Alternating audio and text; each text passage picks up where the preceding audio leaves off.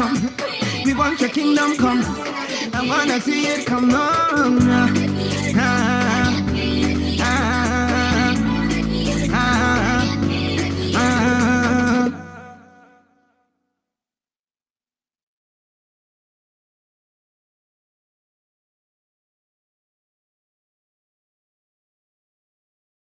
Running over, running over, running over, running over, running over, running over, running over, running over. As I wake, show my gratitude from my heart and my soul, yeah. Brand new day, you good, oh you good, oh you in the hall from me. Nana, you mercy, yeah. Shower, take over. Table prepare, my basket is full, oh. Do my enemies plot to do evil. Great is your faithfulness and your amazing grace. Your love surrounding me and it's running over, running over, running over, running over, running over, running over. It's running over. Your love they're running over. Amazing grace. You stretch your loving arms to save a wretch like me. And now I'm saved. Your presence forever lives inside me. It's heaven to me, yeah. More than a feeling, your power take over. You bring my soul healing, one touch from you. More than your hands, I couldn't see. Great is your faithfulness, and your amazing love is running over, running over, running over, running over, running over, running over. It's running over. Your love they running over and over. Your love never done no. Your love it ya don't know. Just when I feel like the love could run out, you got in a wonder. Cause I don't deserve it. So far from perfect. You think I'm worth it. Your love is running over me, over me. Wash away everything that's like a tsunami. Shame about you good love. Protect all your people. From the left to the right to the east, west, north and south. Your amazing love is running over, running over. It's running, running, running over. Run like a mountain, run like a river. I don't know what to do, Lord. Your love is running over and over and over. Hey, it's running over, running over. It's running over. Your love, they're running over. Yeah, yeah, yeah. Over and over and over and over, yeah. Ah, yeah. Na, na, na, na. Y'all ready? 1, 2, 1. It's running over, running over, running over, running over, running over, running over. It's running over. Y'all love that? Everybody got it, right? Again, it's running over, hey, running over, running over, running over, running over, over, hey. Okay, everybody gets ready again. Your amazing love is running over, hey, running over. It's running, running, running over, hey. Run like a fountain, hey, run like a river. I don't know what to do, Lord. I want to hear you guys. You love it.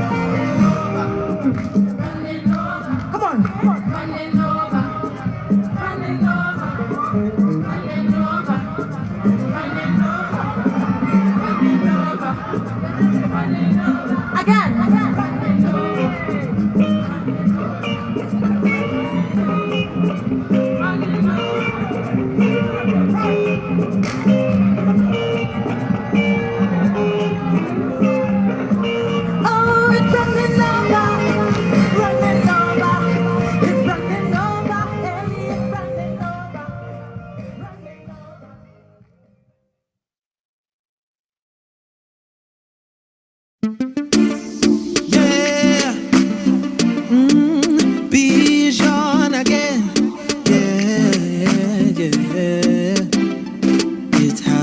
snakes stay in the grass. They go bite you when you pass. So careful when you're passing. Yeah, I know a lot of them talking about me. They can't touch the anointing upon me. And even though they bad talk and they doubt me, they can't touch the anointing upon me. Oh Lord, they're just wicked and evil. God save me from wicked hard people. Anybody wanna touch one of God people? Father God said, touch not my anointed. Look how we just blazing up, God favor just raining out. Some people just envious, them heart to just fill with hate. Some of these people need more than bleach, cause bleach don't take away bad mind. The enemy come down to kill and steal, but he can't take what is mine. Let me say again, I know a lot of them talking about me. They can't touch the anointing upon me. And even though they bad talk and they doubt me, they can't touch the anointing upon me. Oh Lord, they're just wicked and evil. God save me from wicked hard people. Anybody wanna touch one of God people? Father God said, touch not my anointed. Cause now I'm looking like Joseph. Notice, look at how colorful my coat is. But my brothers didn't like the color of my clothes. They proposed to throw me in a hole, but they didn't know. The brother that your soul have a mission to unfold. The father that I serve have a purpose for my soul. All the arrows you throw is like paper. I just keep on walking in favor. Later, I know a lot of them talking about me. They can't touch the anointing upon me. And even though they bad talk and they doubt me, they can't touch the anointing upon me. Oh Lord, they're just wicked and evil. God save me from wicked hard people. Anybody wanna touch one of God people? Father God said, touch not my anointed. Who God bless, no man curse. Oh glory to the Father, I put no man first. Cause him alone protect me from the pain and hurt. The devil's trying to break me down. All of them snakes in the grass want to bite you when you pass. So careful when you walk through, who you talk to. Father got you, them calm you. I know a lot of them talk. When you look at all of them heart, yeah, they all around me like sharks, but they can't touch the anointing upon me. Oh Lord, they're just wicked and evil. God save me from a wicked hard people. Anybody wanna touch one of God people? Father God said, touch not. Even when I thought I would have died in a hospital bed, I remember God said, touch not my anointing. And like Job, when the devil take all that you own, God return tenfold. Touch not my anointing. Just said the three Hebrew boys when the fire did burn. They thought we would have dead, but we stand up firm. If you don't know my God, then today you're gonna learn. When he said those words, touch not my anointed. Touch not my anointed. Touch not my anointed. Yeah. They can't touch the anointing upon me. Wicked upon me. God favor upon me. So when the devil try to come your way, just remember God said, touch not my anointed.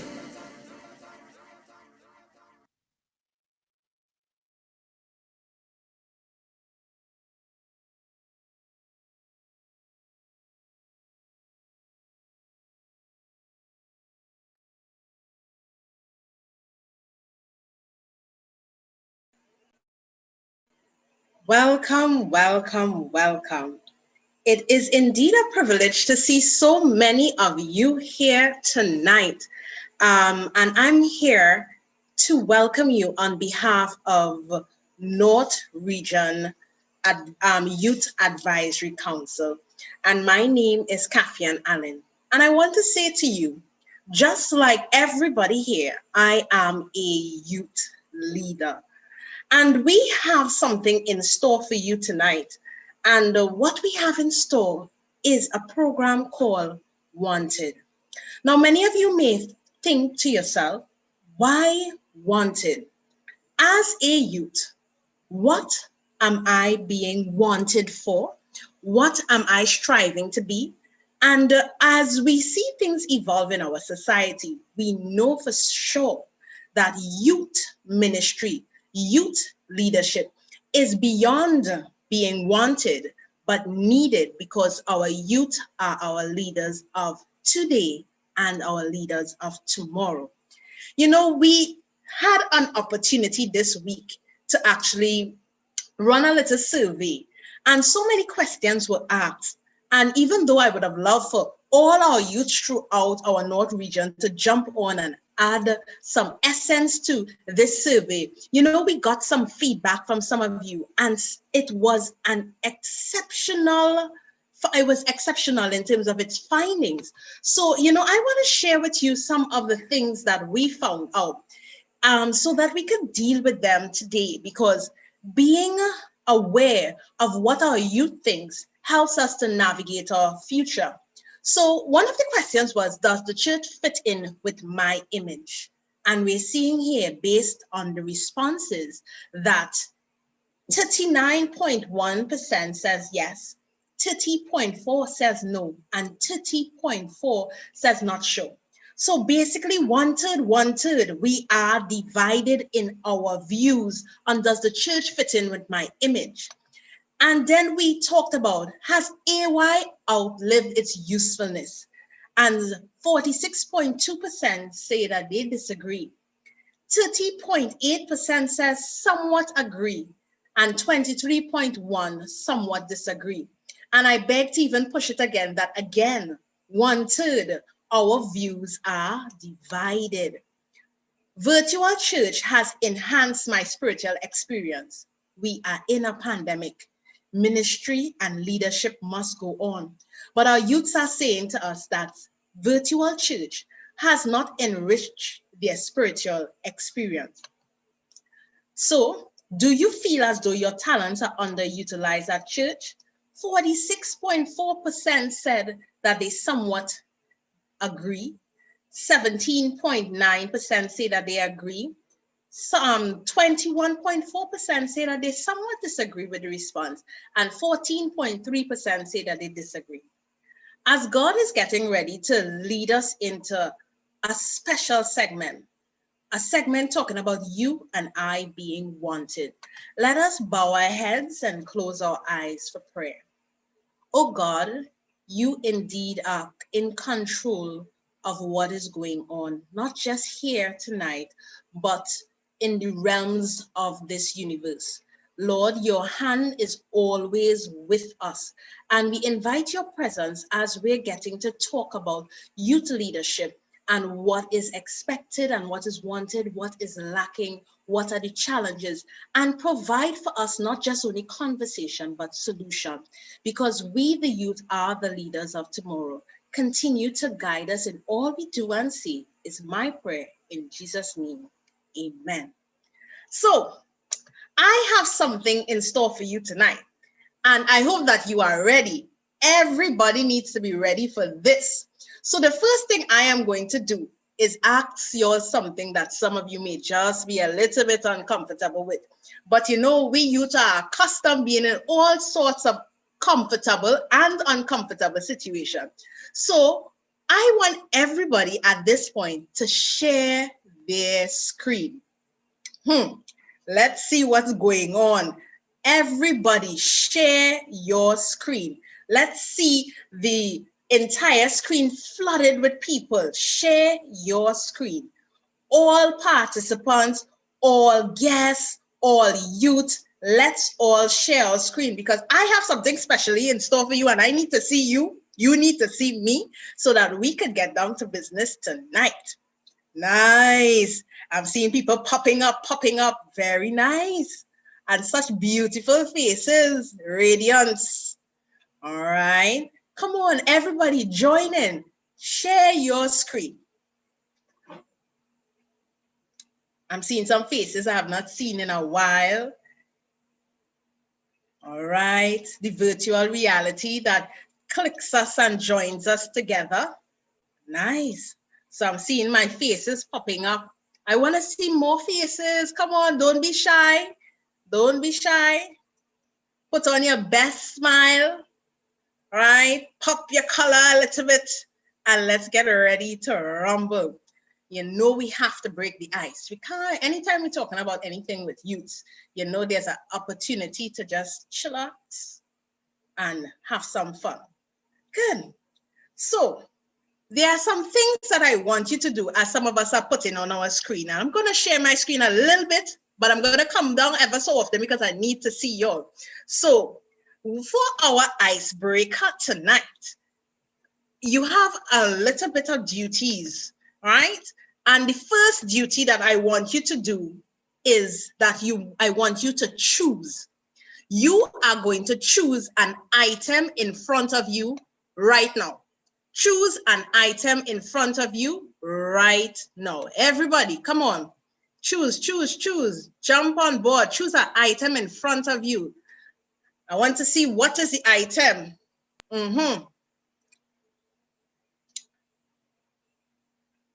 Come on, put it up for me. Put it up. I know some people are going for their phone, that is the closest item. All right, you choose an item in front of you. Nice, good. We have people participating, right? Oh gosh, Isaiah, where's that? I can't even identify what it is. All right, good. So the next thing that we have to do, everybody listen to their instructions, right? I want you to think, right? And I'm going to be asking for volunteers. So remember, you're going to have to open up your mind. So the next thing on the agenda is that I want you to think about an analogy. And for those of us who don't know what an analogy is, it's a comparison. So you're going to compare something. And guess what is that thing that you're going to compare? You're going to compare for me tonight, right? That item that you are holding. And I want you to put it in the context about youth leadership. Now that requires us to think. And we youths, we love to think. We love to come up with new ideas. So you chose your item. Don't put down that item now and take up something else. Let's be fair, right? And we are going to think about this item in reference to youth leadership. And let me give you an example. So say, for instance, I have a water bottle. What could I say? What analogy could I use? Easy, squeezy analogy. And I would say that I want to fill up those around me with knowledge that is as vital as water is to nourish the body, the water we find in a water bottle. So I am looking for some volunteers tonight to tell me what's on their mind. And if you're not talking to me, just like it was back in school days, whether you went to primary school, secondary school, or university, what does the person in charge do? We pick somebody. So I want to see 6 brave people jump on board here tonight and tell me their thoughts on leadership. Tell me, what is the item in your hand? What are your thoughts in terms of that item applying to leadership? So talk to me. And you have to put on that camera for us to see what is that item. So 6 people. I'm waiting patiently. Good night. Happy Sabbath, everyone. Happy Sabbath, Justin. Brave one, first one on the scene. Nice. Right, so I have a pillow. And with youth leadership, I believe, you have to create a comfortable space for the young people to learn, just like, with the pillow that I have here. I like that, Justin. Thinking on your toes, a comfortable spot. All right, that's one thing. All right, next person, next, jump on board. All right, I'll go next. All right. So I have a spray bottle. I was oiling my hair. So I have my spray bottle with water in it. And basically, you always have people say, moisturize your hair, prevent breakage, that kind of thing. And when you wet your hair before you comb it out, you're able to get rid of the nuts and all of that. So I want to be able to wet people to help them to figure out in Jesus how to get rid of the problem. Ariel, Papa, I like the philosophy. Yes, I seen Krista Jagan raising her hand to jump on board. Krista, the floor is yours. Happy Sabbath, everyone. Happy Sabbath. This was really out of the blue. Just wanted to see that. So the item that I saw at first was a rug. So I was thinking, sometimes in leadership, Christian leadership, you want to be a role model to a lot of other younger Christians or people your age. And sometimes you may feel that people might walk all over you, but really and truly, you are providing a path for them to walk on. You are molding the way for them to go, and you're showing them this is the way it's supposed to go. Like, a running rug in your house would show you where to go. Krista, I love it. I love it. It's unique. All right. So we have Mr. Pillow, we have Mrs. Spray Bottle, and we have Mrs. Rug. So who are my three other people who are going to share with me tonight? Come on, open up your mic. I'm ready. And I think everybody ready to listen. Hi, Shelly. happy Sabbath. Yes. I am going to, I find the water and stuff is very popular, but I have a different take on it. Is that what I'm seeing is that the AY and AY leadership should be very creative, and like how water, whenever you're thirsty, you always have to go back to get water to drink. So for the young adults, they should always see AY as a place of where they can go and constantly learn stuff. The AY programs and leaders ought to be creative and not boring, so the youth running away. So it must be a place where they can always come back to quench the thirst. All right. The ever flowing fountain that quenches thirst. Nice. I like it, Shelly. I'm giving you a click fingers. All right. So I'm seeing Renisha Bishop. She wants to go next. Renisha. I hope I'm pronouncing it Renisha or Renasha. All right. Yes. Jump on. Good. So I have a comb in my hand. Mm-hmm. I may have a comb, but if I do not use the comb, I cannot get the desired results that I want. My hair will not be styled.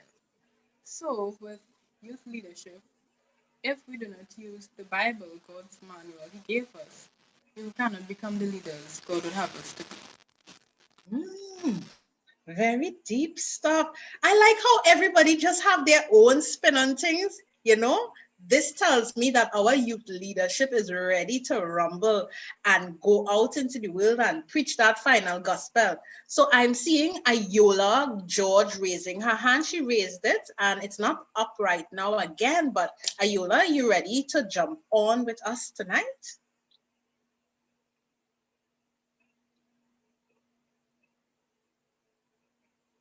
I saw that you put up something there, but if you can't speak, I'm going to give somebody else an opportunity because we want to really see your faces and we want to hear your voices.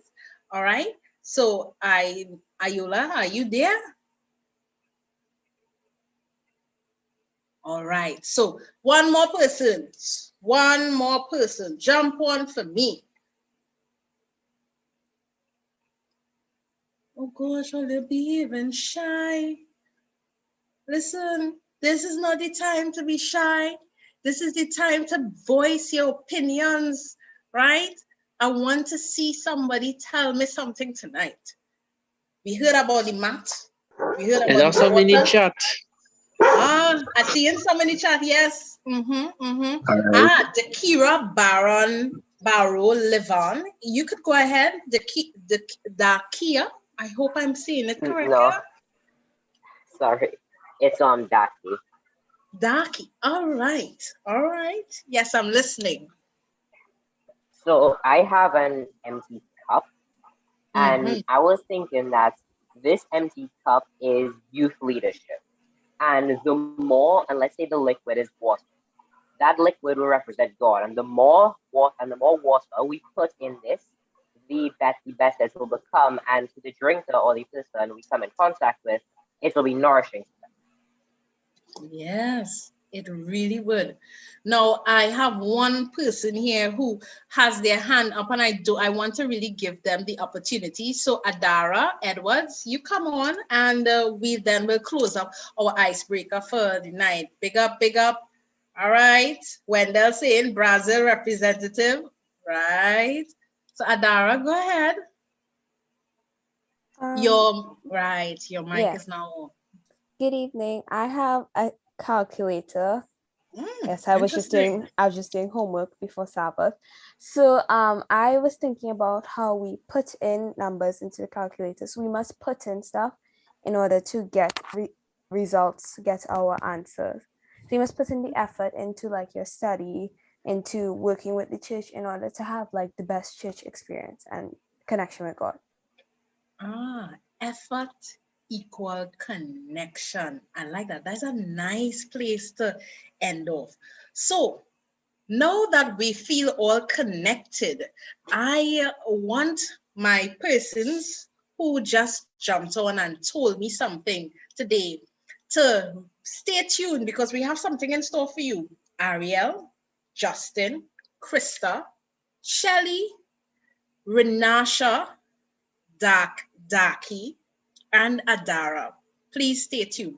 So everybody, for the rest of tonight's proceedings, unless the question and answer time comes around and you're given an opportunity to speak freely, I would love for you to pay attention to these things. Let's all turn off our cameras.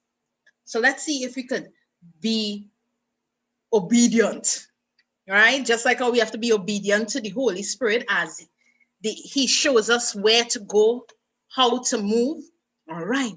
So now that we have cleared the air, we've broken the ice, we've already started some mental titillation, let's get into our first order of the evening.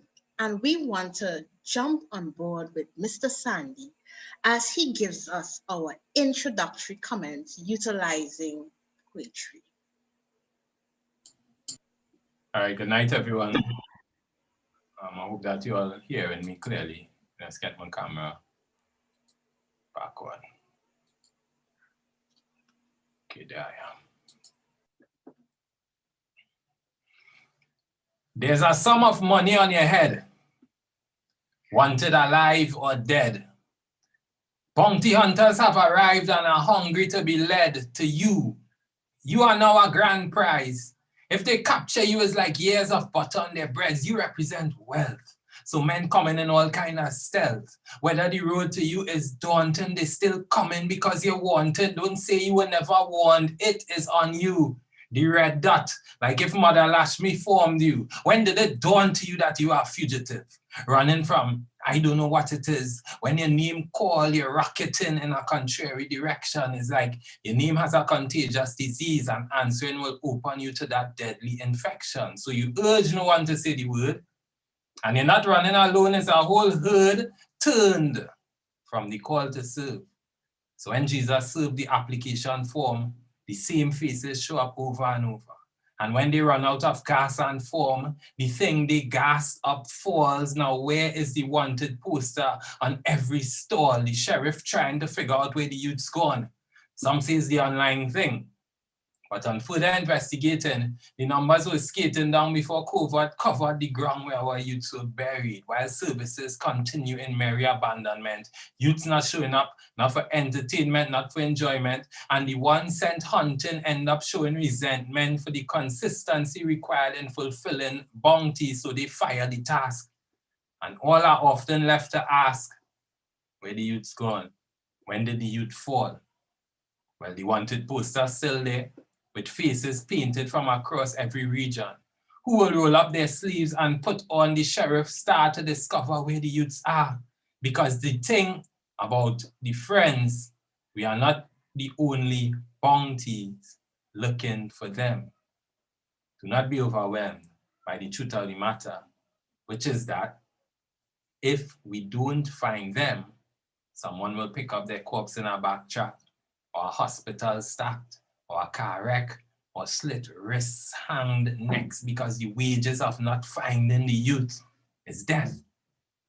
If we think our eyes alone trained on the wanted poster, then start to fret or bet, next youth advisory election is magnifying glass to find people for position, is begging and extending negotiation because nobody not on that.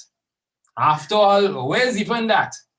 I should use my time to give back when I felt like the church did nothing for me. I wanted what happened to when I was in need, so they forget me now. Yes, this is how some of them think, abandoned by the stink that some sometimes confuse for fellowship.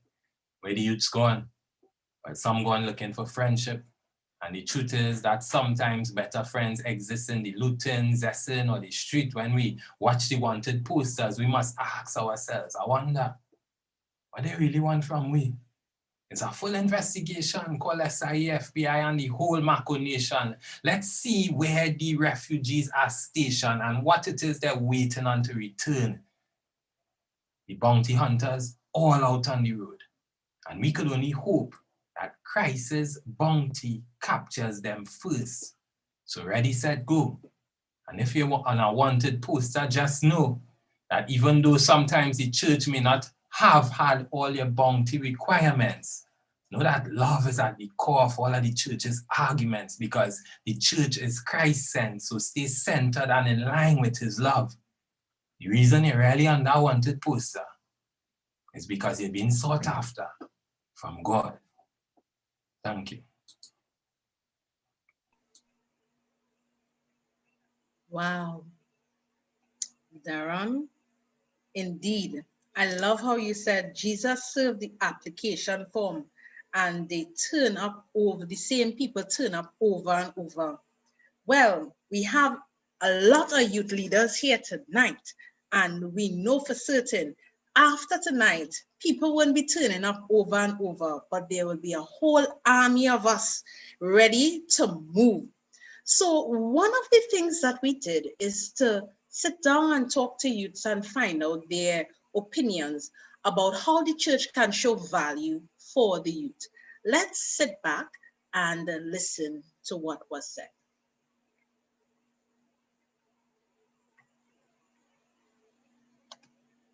One of the ways in which the church can show the youth that they care is by listening. Now, there's a stark difference between just hearing somebody out and earnestly and attentively listening. The youth of today are going through so much.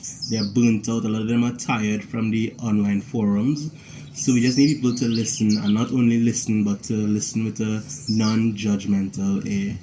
We need the church to remember two things. One, you guys were also the age of the youths today. And two, the youths of today are living in a totally different era. At the end of the day, we all just need to work together, right?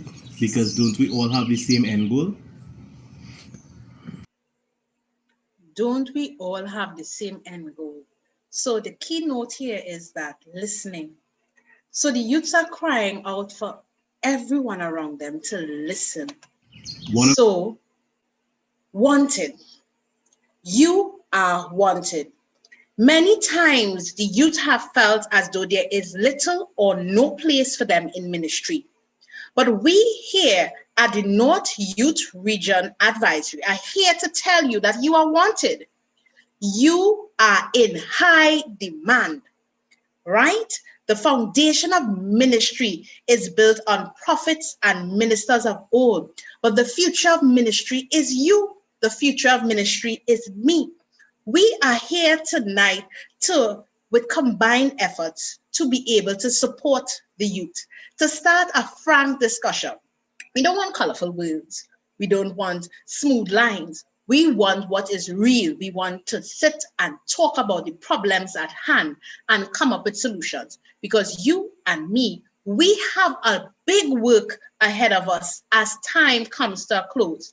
So we're going to be joined with a special group of people tonight to make sure that we start this conversation on the right foot.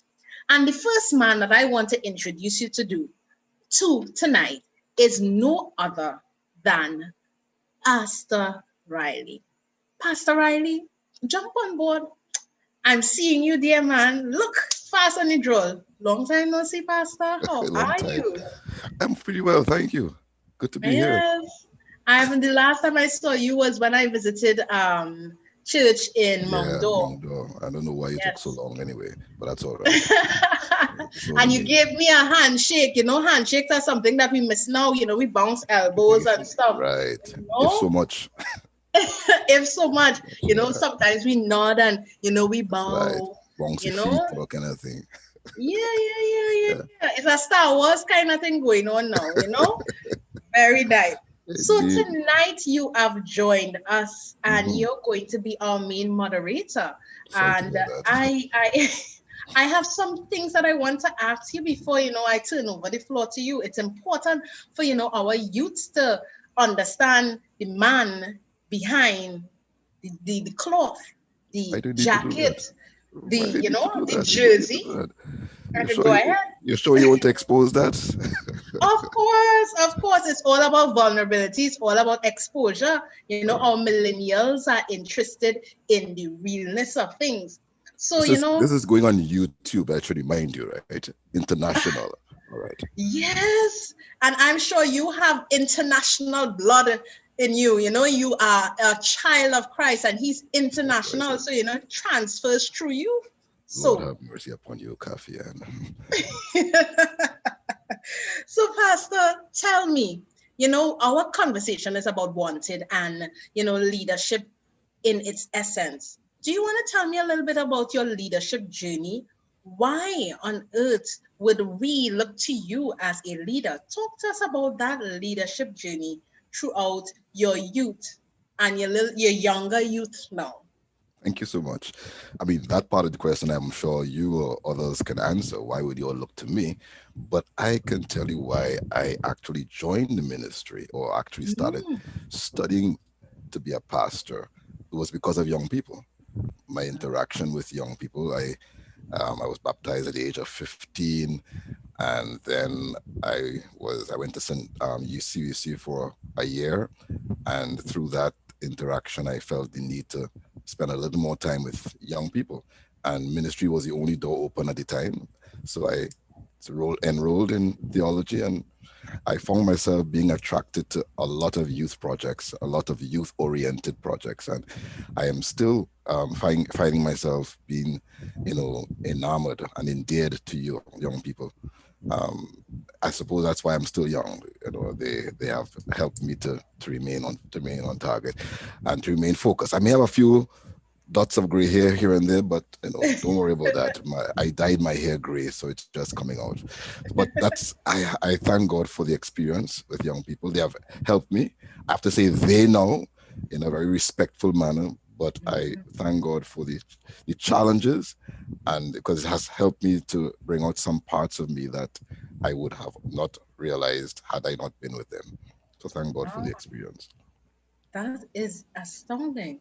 Pastor mentioned something there, a word that sometimes people find difficulty with, and it's called challenges. Do you want to share with us one of your greatest challenges as a youth leader? What stumped you at some point in time? What made you sit back and say, oh my, this is going to be a little bit more harder than I thought, Well, first of all, I'm attracted to challenges. I think I like challenges, really. So if you want to maybe zero in on challenges, I think it might be trying to get the leadership of the church, including myself and people who I work with, to accept that young people have challenges and young people are different, and to remind ourselves that we were young, we were their age. So if there's any challenge, it's really to bridge the gap between the seniors or the little older young people with the younger ones, and help us to realize, as was said in the video, we have the same end goal. We can work together to achieve. Even though we are working maybe with different tools, we can still accomplish the same objective, because God is creative and he will not allow one person to do all the work, because he has a multiplicity of ways to get the work done. That is true. That is true. And in God having so many different ways to get the work done, and you're saying that challenges motivate you, is there any other core motivation as times get difficult in dealing with youth leadership? I think innovation. Sometimes, you're like this COVID-19 environment, and I think that this would be a good platform upon which to begin. The pandemic itself has posed serious challenges, and perhaps if there's any time I'm stumped, it is now, because there's very little that can be done to get young people or get the church or to keep the church alive, to keep the church active. And I think this environment calls for so much more creative juice and innovative energy to keep the momentum going, so that when, and we have to speak prophetically, when the pandemic is lifted, we will be stronger for it and better for it. Yes, challenges do have a tendency to mold us and groom us and fashion us to be able to take on the wear and tear that is supposed to come. That's so, right. Pastor, I am so happy to have you here, and thank you for, talking to us and letting us know what's going on. So we want to go into another value video. So I'll see you in a bit. All right, let's jump back on and let's hear what our youths have to share as it regards to understanding how the church values or does not value our youth. So let's talk about it. So what can the church do to show that it values the youth? Basically, a judgment-free zone. Now, we're well aware that we're making mistakes and we could do a lot better, but we're also well aware that the persons who come to us with their fixes or their best practices have also made mistakes. So the tone in which they do so is very important. We really won't respond well to condescending tones, but rather tones that are kind, soft, considerate, as though we are your younger selves, or we are your sons or your daughters. In addition, when we have conversations with you or share parts about ourselves or our experiences, we would like for it to be kept confidential. Also, we would like for those that we are speaking with to listen to understand, instead of listening to criticize or listening to just go tell the next person. And lastly, we would like for conversations and programs to be had that address the issues that we are facing at these times. For example, anxiety, depression, and etc. So basically, we just want consideration. Just treat us as though we are you. Probably 5-10 years ago, but we are you. No judgment is exactly what is going to happen as we go into our conversation today. So I'm going to have a chilling on the couch session, and I want to bring up, and I've seen him there already. Hi, David. How you doing? How are you going tonight? So hi, good night. I'm doing very well. It's not a couch, but on my chair. So yeah, Don't worry, I had a chair too. But it have a kind of couchy feeling, it's comfortable, and we can rock back a little bit. You're balancing. Trying to. All right. So tonight, before I bring back on Pastor Riley with our chilling on the couch session, I want to talk to our youths. So Ariel, Brown, Justin Brewster, and Krista Jagan, could you turn on your cameras for us, please? These were our youths that were so brave to jump in for our icebreaker, All right. And Krista, are you there? I hope so.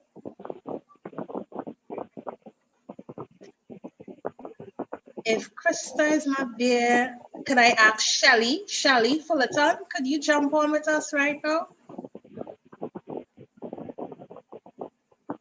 Hi, Shelly. All right. So I am giving you all an opportunity to sit and have a good time with David and Pastor Riley tonight. You are going to be our youth representatives just for this couch session, whereby we get this discussion, because sometimes, it's best not to have things rehearsed, to hear really and truly from the youths themselves as we move forward, so that you can understand that you're not just wanted, you're needed, and we are trying to understand what's going on. So Pastor Riley and David, the floor is yours. Let's get ready for our chilling on the couch session. Well, good evening again, and Welcome to all of our young people. I think we have just about 68 of us online. I suspect there might be one or two who will get online. And of course, there are those on YouTube. We welcome all of you to this experience. It is an open floor discussion. It's not a sermon, it's not a lecture. It's meant for us, as again the video pointed out, it's meant for us to listen more than anything else, because I suppose all of us can admit we are in the same place or same boat together. So if we wish, this segment could be called an APP. This is an APP going out to our young people. Where have you been? And I can maybe ask my panelists to discuss briefly, where are you? Because if you are being sought after, there's an APB out for you. Tell us, how has this pandemic environment affected you? Where are you mentally? Where are you socially and otherwise?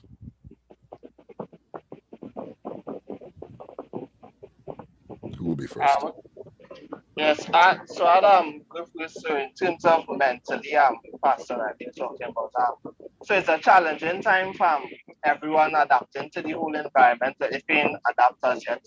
And it really has to be mentally strong, because if you're a person that you love interacting with your friends, you love going to church on Saturday, giving them a high five or just liming, or interacting with them, it will be difficult to transition to this online environment. Watching a screen for the entire day, sometimes some places might be doing it for the entire week. So I think that is one of the challenges youths would face in this environment. Good. Ariel, I want to bring you in here because I'm seeing you on YouTube ever so often conducting song service, so you are a very good speaker whenever you are speaking. How has this changed has this environment changed your perspective of church in general?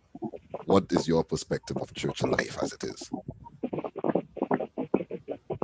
To be very honest, I love church face to face. Church online, I don't like to go to my church online. I find it's very boring. So I will go to church, but not my church. I'll try to advertising pretty well, are you? Yeah, me? I'm hearing you, but you're not advertising your church. You're saying you won't go to your church online? That's interesting. No, I don't like to go to my church online. But I still try to go to church, nonetheless, even though I don't really like my church online. But in terms of mentally, you said, right? Mentally and socially. Yeah, sure. Right. Mentally, not too bad. Socially, very bad. Even though I'm an introvert, I still like to be out. I don't like to be home all the time. So there's the fact that, I'm in university, so the semester is finished. I'm not doing summers. I have absolutely nothing to do at home. At least no deadlines to meet. So it really messed me up a little bit there. But other than that, I'm generally fine with online and COVID. Okay, good. Justin, what's your response to that question? Where are you? If we are looking for you, where would we find you? Well, physically, I'm inside my house. Socially, I am, well, thank God for social media. People say it's a bad thing, but that's the only way you get to connect to your friends and, your family members, because you can't physically meet up with them. Mentally, well, I attend UE and school has been challenging. The lecturers don't really realize that we're in the middle of a pandemic, so they pile on work on you. But, it isn't too much to handle, so I just, thank God for that. Mm-hmm. Okay, all right, good. Shelly, you want to chime in here? Yes. For me, mentally, I haven't stopped to give it a thought as to where I am, because I'm always putting out. I'm always there trying to give of myself, thinking of ways of how I can get the youth ministry active, the adventurer club, the uniform club, thinking of my AY program. So I've never really stopped to think about me. So I really don't know. Maybe one day I may just sit crashing, crying, and then, it may all just come down on me. But as of now, I'm just fighting it. Okay. I want to bring in any other person at random. let me just ask as a prelude, let me just say this as a prelude to the question. When the pandemic struck, or when it came and we were under lockdown, there were voices in certain quarters saying, well, we have played our hands right into the hands of young people because we have gone into their world, meaning that they are more tech savvy than the senior persons. And there was this expectation, this sense of expectation that a lot of what was going to be done would be initiated and organized and managed by young people. Ironically, it's the young people that are missing from the online programs. And so I want to get, and I know it was hinted at even in the video, in Darren's presentation, and there was some sense of it by the videos, how true it is that young people are not prone to online and why. I need to find out, why can't we find them online? What is it that online has done or is doing to our youth? And I would like any respondent to share your view. Okay, I may want to go first. Sure. Yes? Sure, go ahead. Great. So first of all, I think it should come down to a personal choice and interest, because if you are not into it, whether it's online or in church, you would not be there. So back then when we had the church services, they were forced to sit in church or attend with a parent or a guardian, so they would be there. But now coming to online, and then especially if they don't have that real connection with God or that interest, then they're not going to tune into a church service that may seem to be boring online. So I'm thinking that is the reason why we may not find them online. Okay, but the truth be told, I know of teachers who have complained that even the students, they can't find them online. Some come online reluctantly and some stay online only because they have to. And I see a hand from Joseph Brewster. I would like to find out, what is it that online has done to our younger generation? Joseph, you'd like to give us some response? And if you have any other response, you can put your hand up as well. Yes, Joseph. Hi, good evening, everyone. Happy Sabbath. I can speak from two perspectives.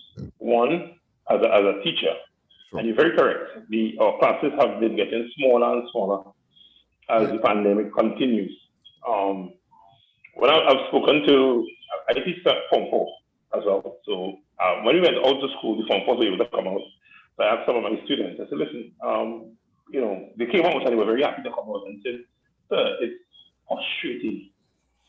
They say, you sit there and the whole thing is frustrating. It gets boring really fast. And I said, okay, what about distraction? This one, yeah, everything has to bring a difference.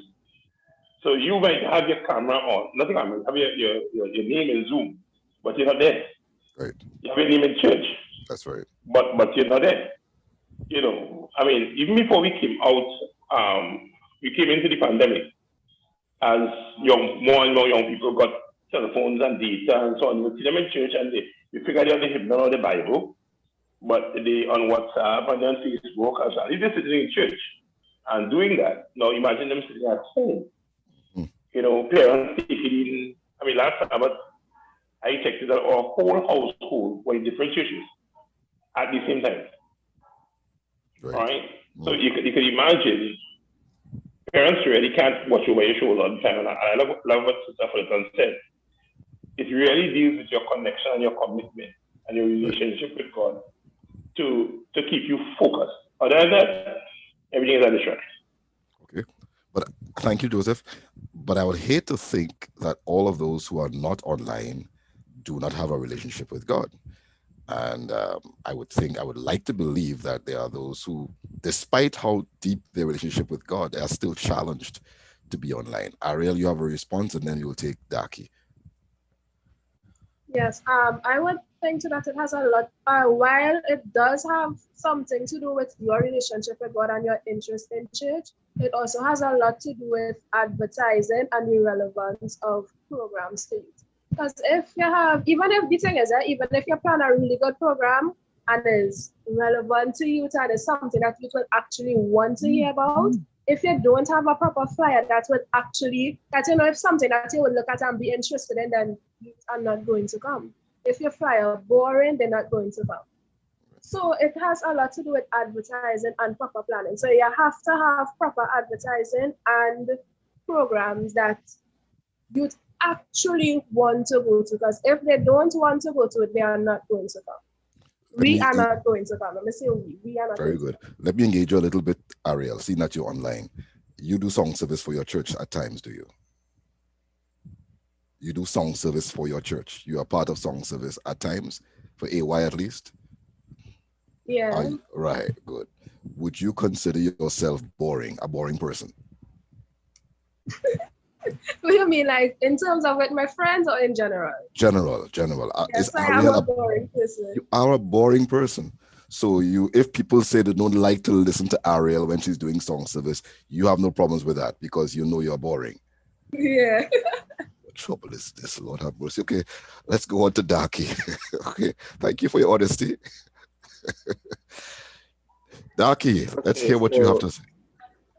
Yes, so as a student myself who's currently attending secondary school, school is mentally draining. And this goes out for a lot of students and even older people. And especially now that we're online, it's even more draining. That we have to be staring at a screen essentially 24/7 if we don't want to miss assignments. Because if we're ever late on an assignment, they'll always pile up. So I think that the reason they don't really attend on Sabbath is because they actually need that rest. And even for me, sometimes it's actually a bit of a struggle because I'm always tired. But help me out here, guys. When you guys are in church, before COVID-19 came, you guys were on your devices at times to the extent that they had to make rules or people have to look over your shoulder to make sure you take off your device, that kind of thing. Now you are now in a position to use your device, and it seems like it's tough to use it at this time. Help me to understand the difference between what happened pre-COVID and what is happening right now that is posing the challenge for being online. Because as I said, I would have thought we played right into the hands of youth when we were now forced to go virtual, but that is not the case necessarily. David, and then Shane, and then I'll come back to my guests, my other participants in the panel. Yeah, Pastor, so to answer a question as about pre-pandemic and well, we're in the pandemic right now. Well, pre-pandemic, as you stated, it was a challenge to be in church and sometimes you're on your phone. Sometimes I leave my phone home. I would miss it in church, but it would work to a certain extent. Right. But now that we're in a pandemic, now you might have Zoom for AY, but I'll be scrolling through Facebook. I watching video. I might say, "Wait, boy, this person boring," so I'll take this time. I'll go watch something and I'll come back in and drop. So is the distraction right in front of face? Your WhatsApp messages popping up, etc. So it's also down to personal decisions, but the opportunity for distraction is increased 1,000% on your phone. Very well. Good. Yeah. All right. I appreciate that. Shelley.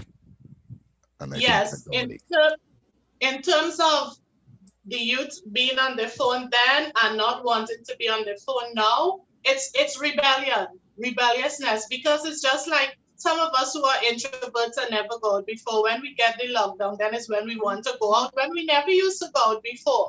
So the fact that they are in church and they are told not to use their phone, they use their phone, and now is where they have to use their phone to get engaged in a service. They don't want to do that. They just want to do what satisfies them and just to satisfy their desire. So that is my simple contribution towards the phone issue.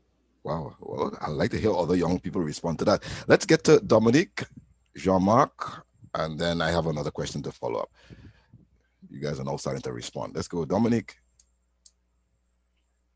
Good night, everyone. I hope all is doing well. Happy Sabbath. I think the phone issue is more than just a matter of, rebellion. That being said, I'm a youth teacher at my church, and also a Pathfinder leader. Which and church most is that, by the way? times, Sorry. Which what's church is that? Which church are you referring to? Upper West Day Church. Okay, all right. Yeah. Sorry. And so we have Pathfinder meeting every other Sabbath, and I have youth class every Sabbath as well. And it's the same thing. I would ask them how your week was, check in, etc. And it's a matter of miss. Yeah, they had a hard week. I'm like, yo, that's 13, 11, 12. How, how your week been so rough? And I really called someone and try to get head to them. He said the matter, and I realized it's fatigue.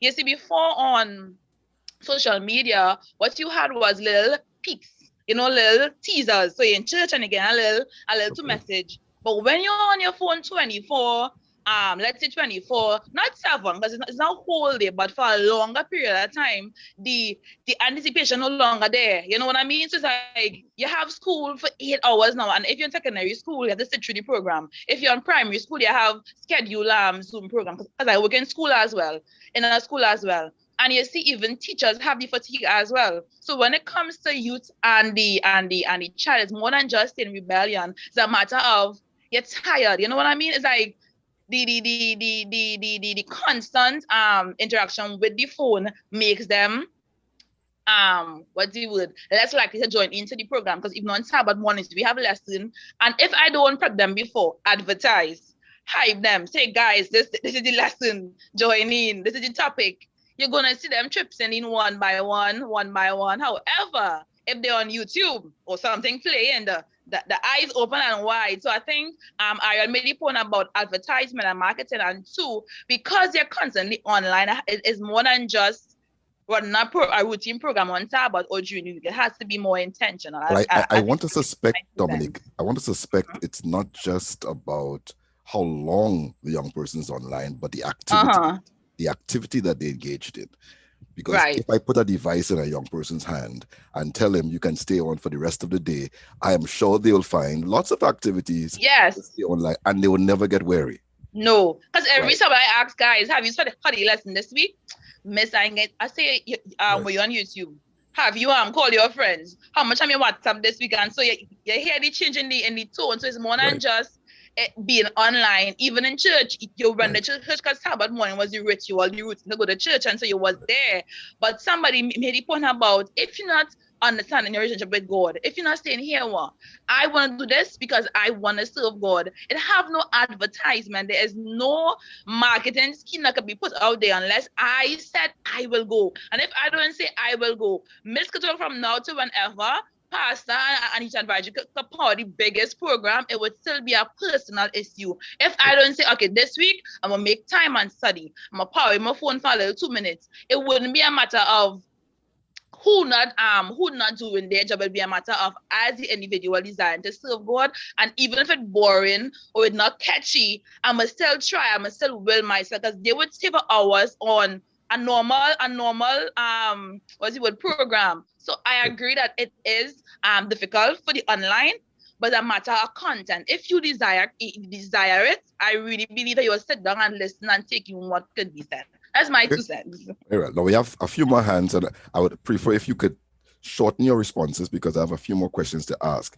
But I'm still not hearing what I consider to be one of the key reasons why online is a challenge. Now, I'm a few years older than most of you. Few years, as somebody said, older. I think Ariel mentioned that. So something is lacking from your responses, as far as I'm concerned, that sort of zeroes in on why I think the online programs are a challenge. Dominic, you think you have that answer? Or Terry, or Kezi, or Justin, in that order? Try to make it as brief as possible, please. I'm trying to get what you're saying. So what you're saying is that you're trying to understand why it's difficult to stay on the online programs? Yeah.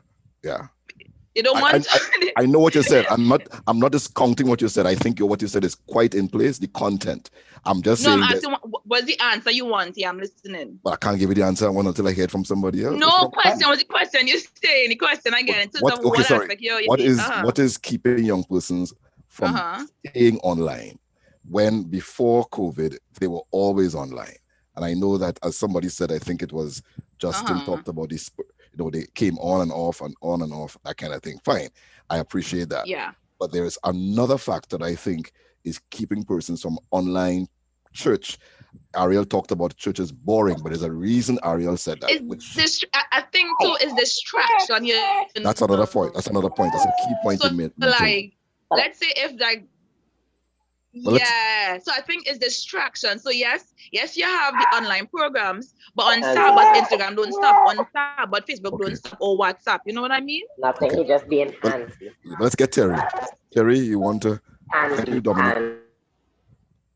Hi, good night, everyone. I'm currently in transit, so I do not want to turn on my camera. But I agree fully with Dominic. Dominic. What I could just speak for me. Before pre-COVID, I thought church was boring. Not because my relationship was with God was anyhow, but the material and the content that was perpetuated in church for me wasn't applicable because it's the same messages, the exact same points they're trying to drive home since I was 12 years old. 15 years passed and it's the exact same messages, same points, same viewpoint that you're trying to bring the same message to me at. We moved from in-person church, we went to Zoom, and yes, the church is trying to be creative in how they bring across the message, but the exact same thing, the exact same way they're trying to bring across the message. So, Pastor wanted to talk, Pastor, not you, but in general, a pastor would come and give you a 20 minutes in, a 2 hours in church. They want to try to cram out same 2 hours down on Zoom, like, no, that's not going to happen. Right. So as far as you're concerned, Terry, you prefer virtual, or it doesn't matter to you? It doesn't matter to me. Okay. It doesn't matter to me. Very well. Kizzy. Remember this, identify, I should have mentioned before, just identify the church or the district from which you are speaking so we have a sense as to who's on. Okay, Yes, Kizzy King Chapman, Pedro Estate Church, Arima District. There's something that is very, very psychological about what is happening with our youth, and it has to deal with something called the attention economy, which is what happens because this has been happening all the time, but the digital technologies have really increased that, right? Where you have notifications are certain color, there are certain sounds, and that grabs attention. And that is the world that our young people are living in. Worlds of notification. If you realize Facebook, they have that red, notification, because the color red actually grabs attention, right? You can spend an hour on TikTok and be engaged. Now what we're trying to do is take 1 hour of church or 2 hours of church and make it the same thing online. Right. And that is not going to work, right? It's not working because we're not grabbing attention. There are no notifications. There's no sound that says, hey, I have a message, all right? And then they're constantly on their phones or their devices. Now, we also have to understand that being continuously on these devices is causing a lot of stress.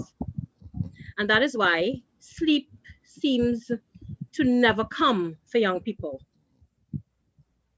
So I realized somebody said that we're feeling tired, that you just have so much things to do. If you are on your device an hour to half an hour before you go to bed, your sleep will not be restful.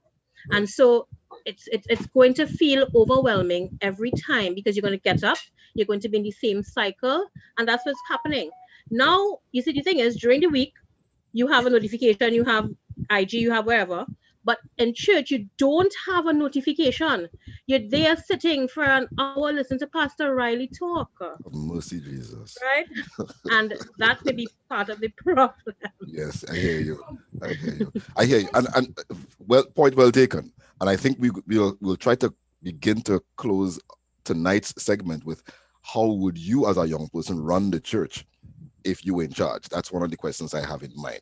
Shelley, take it home for us, and then Jedediah, and then I have one or two things before we wrap up this segment of our discussion. So Shelley, try to make it as concise and tell us exactly Well, you Definitely. So my answer is really tiny in the two questions.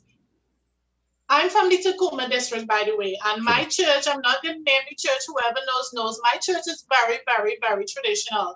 And the older folks do not give the young people a chance to express themselves, and they are so afraid to adapt to changes that they are stuck with programs. And the youth, the young people feel so stressed, and they feel so distrusted, and they feel like the older folks don't trust them to run a program. So you know what happened? We feel pushed out, and so we started to show disinterest in the church. And now that from the church, when it pre-pandemic, has spilled over to the virtual church, and it's that you're not getting the interest from the youth because the adults don't intend to embrace us and to accept change. I hear that loud and clear. Jedediah.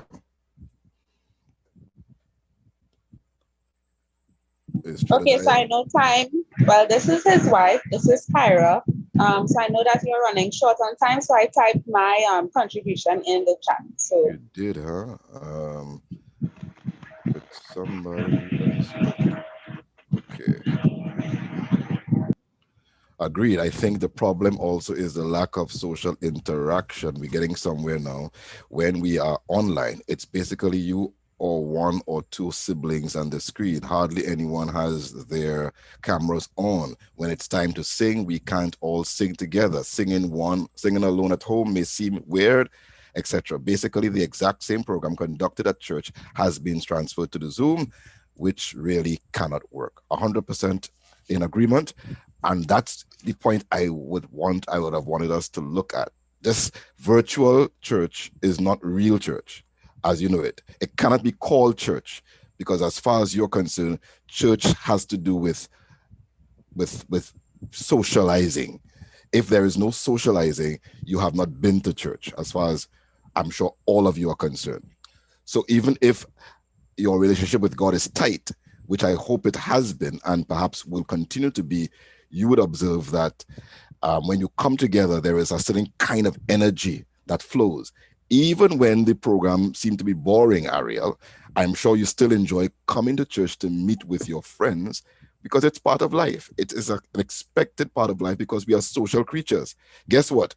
The largest human organ is the skin, which means that God meant for us to be doing more touching, more interactive kinds of experiences, which virtual life has prevented us from experiencing. So in as much as we transfer what we are accustomed to online, and we have all the red dots, Kizzy, and all the notifications, it still will not be really what we would like. We can get tired even of the notifications because it is still on the screen and it's not what we would like to experience. The fact that all of you are here tonight, it might be because the North Region did a fine job in advertising and promotion, as somebody hinted. But even so doing, all the promotion could be window dressing if the content is not appealing to you. But then if the content is appealing, but you're not participating, it still will not draw you in. But even if it's participatory, it still would not be the ideal, because ideally you want to be in the company of your friends. Am I talking truth to anybody here? That's what church life is. That's what church life is meant to be. And if you're not experiencing that, all of this is on its way to. So we are seeing through a glass darkly until face to face. We are going through the motions. And the question that needs to be asked is, how can we sustain this virtual life, knowing that it's not the real thing until the real life comes? Maybe I could stop there, because when I get to the next question, I know there's a break, and I would want maybe Kafian to come back in, and then we'll continue our discussion. Kafian, over to you. Yes, I am here. Everyone, thank you for joining in this discussion. So to all my participants right now, I'm just asking you to take off your screen so that we could get back into our value segment. But before we go into our value segment, I have something that I want to say. And I want to say happy birthday to Justin. Justin, you feel we didn't know that today was your birthday? Happy birthday. Everybody give Justin a shout out. All right. Happy birthday to you. And we trust that God will continue to guide you and help you as you aspire to continuously be a youth leader. And it's so interesting that you're on our first couch conversation. You know, God saw it fit that, you know, we have to tell you happy birthday, big up the scene, happy Earth Strong, all these different things, you know. I'm glad God has blessed you to see another year. So big up your whole self. Happy birthday. Thank you. Thank you. You're welcome. So as we dive into another value segment, let's listen to what our youths have to say. Right, the question I'm dealing with is what are some of the ways that the church could show the youth that they value? One of the ways that the church could do that is giving them the financial support, be it on the level of the board. So many times as a youth, you might have an idea, it might be for my specific church, but it happens that you go with an idea and after the board tells you, well, we don't really have money for that, you know, we have to spend it somewhere else. Appealing to the board members of a church if they be here. The youths are the biggest asset within the organization of the church. We should really put our money where our mouth is and give them that financial support. It shouldn't just be you go and you have a youth day and you say, yeah boy, we love the youths, we love the youths. And when there's really time to give them that support, you don't. So I'm appealing to all the board members of the church, give the youths that financial support and help grow their ideas. So thank you very much. David, boy, you hit that home for me in terms of the fact that I really think that there's a need to support youth programs in terms of financial backing. So this value segment was indeed very important. So in terms of us taking into context all the things that was involved in our conversation, our couch type conversation, chilling on the couch with Pastor Riley. You know, I want us to take from what was said, the last thing, church is the community. We want a fellowship. So as we are seeing through a glass darkly, and we know that's a wonderful and beautiful song, right? Let us really, truly start to discuss how we can sustain this virtual life, because it's here for a while. All right. Some people say that a pandemic can last almost 3 years. And even though we are even considering what's happening in the pandemic, we also need to recognize, and we heard that from the youths before, that the dwindling of participation and wanting leadership roles was happening before. You know, Terry said it's been boring a while now. So let us really get to the root of the matter. And chilling on the couch for this segment is Isaiah. Isaiah, what's up? How are you going? I am fine, thank you. Happy to be here. Ah, nice. Right. I'm glad that you are here too. And, you know, it's always so refreshing when, you know, we can exchange roles and stuff. So I'll be turning over the couch to you, but I'm going to invite some special people, you know, and I think they already know who they are because, you know, we spoke to them earlier, and I'm asking Renisha and Daki and Adara, come on, turn on your cameras for us at this point in time. Let's see those beautiful faces of our leaders, all right, before, all right? So I'm seeing them jumping on slowly but surely, right? Come on, good. Nice. Y'all are our special guests in our couch conversation for this segment, all right? And I'm so happy to see y'all here. Y'all happy to be here? Yes, I'm happy to be here. Voices, yes, put some voices to it. So far. Good. You know, we want to be real with our youth, and to further carry on our discussion, I'm going to turn things over to Pastor Riley and Isaiah. Have a good time. because at the end of the day, we're looking for solutions. Let's start with this conversation. All right. Good. And before we get into the solution mode, let me also put another thing into the pot, which would be part of the solution process. Sabbath keeping. There was a time when if you stayed home from church for a few weeks, for a few weeks, you were considered as somebody who was backsliding. Now the backslider might be somebody who is going to church because he is going to be watched or looked upon in a very different manner. My question to you guys, any one of you on the panel, has the pandemic changed your perspective of Sabbath keeping? I wanna start, Pastor. Sure. Given a real experience. Sure. A divide, not a divide, but an issue we had even within my home. That on Sabbath morning, some of us would sit in the living room area and operate as if we in church. So sit down when it's time to pray, you kneel down and whatnot, and then you have somebody just passing through with a bowl of cereal, and it just kind of disturbs the whole vibe. So it brought to mind, it made it evident that it has a little limbo, a little balance that needs to be struck in terms of reverence and Sabbath keeping with the adjustment.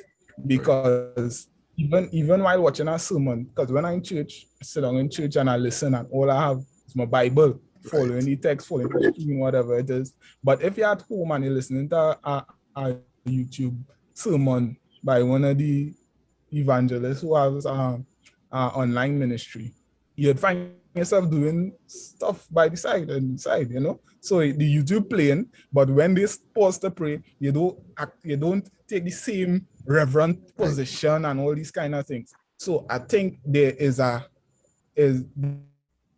we need to be re-educated, because this is a different ground. While we have had technology, this digital platform as our primary place of worship. So I think we have to have some sort of re-education to, really be what God wants us to be, even in the pandemic. Good, thank you. Adara, what about you? Has the pandemic changed your understanding of how to keep the Sabbath day holy? Because, one of the signs of Sabbath keeping is you go to church. Now you don't go to church. Have we been violating the Sabbath principle? How has it affected your perspective of Sabbath keeping? Well, I think it's brought church to my home. So we might not do it in the same way, but I think that with what we have, we are doing a good job of working towards a good spirituality. I find for me, it could be that I'm just getting older or something, but I find my relationship with God has really transformed because I'm home now. And from the comfort of my home, I can engage in what I would do when I go to church. It may not be the same or the best, but I find it works well. Good. Daki, what about you? I think that it has definitely gotten more difficult, because when we're in church, we can really give our all. We don't have any distractions. We're just paying attention, and we're usually there for the entire day to really, we're really we feel like we're in the presence of God. But at home, we have many distractions, especially when we're online. It has definitely, in my opinion, gotten more difficult to keep the Sabbath. To keep the Sabbath. Okay. Renisha, you agree? Well, before I say anything, I just have to say this. Sure. 10 years ago, Pastor Riley baptized me when I was 8 years old. So I just have to say that. Thank you for saying that. Lord have mercy. And you are still here 10 years later. Praise the Lord. Glad to hear that. Well, for me, being at home has brought my spirituality on a whole new level. Wow. For example, my confidence has grown. I'm a singer, and I never really had the confidence to sing in church, and I'd always pray about it and be like, I don't want God to come and be like, why didn't you use your talent? And being at home, it's so much easier to sing, and ever since I've been almost every Sabbath singing, either doing song service or special music or singing for crusades and stuff like that. So for me, it has drawn me closer to God. I have so much more time now. Like, for example, I got to study Daniel and the Revelation in depth. So for me, it has brought my spirituality on a whole new level. That's awesome. That's great. Which church you're from, Indonesia? And I will ask the others to indicate the church they represent as well. Well, my membership is at Tunapuna SDA, but I currently attend St. Mark's. St. Mark's? Okay. Yes. Isaiah, you are from which church? From Movant SDA. Over. All right, and Daki. Daki, which church you're from? I'm from Evergreen SDA, but I'm a Pathfinder in Brazil. Okay, all right. You have dual citizenship. I see that. All right. Again, I'm opening the floor with this question. Let's try to look at the positives, if we can. Despite all the bad news, and I understand there might have been, 560 something new cases again, maybe another, 9 persons succumbing to the disease. That's what I've been told unofficially. So it's bad news all around, and you keep hearing this kind of news. And by the way, let me indicate to you that I have had my challenging moments during the pandemic, as I indicated earlier. But there were times, even as a pastor, I felt like depression was coming on, because you're going to church and it's not the same, and you wonder how long this would have been. So there were moments, and there still continues at certain moments or certain times to be those moments where I'm not 100% emotionally there. So it's not just affecting young persons. So I can identify with some of you who don't feel churchy, who don't feel it, right? Having said that, though, I want to find out what positives can you see coming out? And I hear what Renisha has said. Her spiritual life has taken a whole new turn, which is good. And I suppose out of the 70-something of us, some of us could say the same thing. Is there any one of you out of this 70, outside of the panel, who may want to share the same experience or tell us what positive thing that God revealed to you throughout this pandemic? Yes, Jean-Marc. So good night, everyone. Happy Sabbath to all. I want to say that I am in music ministry as well. Not only that, I try to counsel young Adventist men, young teenagers. And during this pandemic, in the space of the church, by the way, I'm from Southeast Port of Spring, Seventh-day Adventist Church. In the space of the church, it's difficult to reach out to them. Why? Because their parents are always looking over the shoulder. They're afraid to talk, to say certain things, because they feel pressured that, if they talk, they might get themselves in trouble. But during this pandemic, we've used the Zoom and different chats to have real conversations with our Adventist young men and youth on the whole. And in my experience, it's been much better. Why? Because we've given them a safe space. We've given them a space where, they won't be judged, and where they could share certain experiences and get help, or just a listening ear. I've grown closer to the youths, especially the young men, than before. Even personally, with church is like another job. Singing in different churches, when you go to your church, is to do something or be active, and sometimes it becomes such a burden that when you come home on Sabbath evening, you buy your little fries down with Savannah, and you come home and you sit down, you eat your Netflix, and you knock out. And during the week, it's school, it's work, it's family life. You really don't have the time unless you are intentional. You really don't have the time to spend with God. And during this pandemic, I, for one, my spiritual life has grown in ways that, there's power in standing still. There's a lot of power in you just sitting and observing and watching how God works and reading the Bible and having Him reveal things to you. I see a lot of positives in this. And I'll hush here. I'll talk too much. I could hear you, but I'm encouraged by your testimony, Jean-Marc. I see another hand here. Please tell us again where you are from. Is that Ashia? Good night, everyone. My name is Ashia, and I'm from Mondo Seventh-day Adventist Church. Kidding me? Yeah, familiar face I'm seeing here. Yeah, I see that. During the pandemic, I too agree my spirituality has grown, and specifically with the church. Now, I do go to online church. I enjoy it. In the beginning, it was shaky with the technical side, but I think we improved and it's really more enjoyable. So I do go to online church, and it's a different experience that I appreciate, because before when I used to go to church, it felt more like a protocol, like something that just, you had to go to church, you sit down. And of course, I enjoy the social part of it. But when you listen to a sermon, you can't really talk to the person next to you.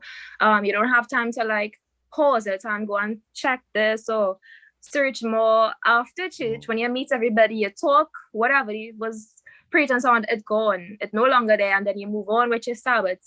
Sometimes the Sabbath would also feel so crowded. I had so much to do on Saturday. So as Jamal said, I didn't really feel like rest. Of course, the experiences were enjoyable, some parts of it, but it wouldn't feel like rest, because you gotta go home to eat or rush back to go to AY.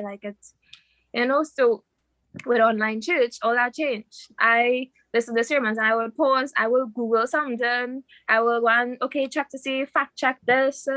And even afterwards, I could pause and talk to my parents and be like, so why this is this way, why this happening, or and continue. I could now search, and it's from that experience I was able to really grow spiritually.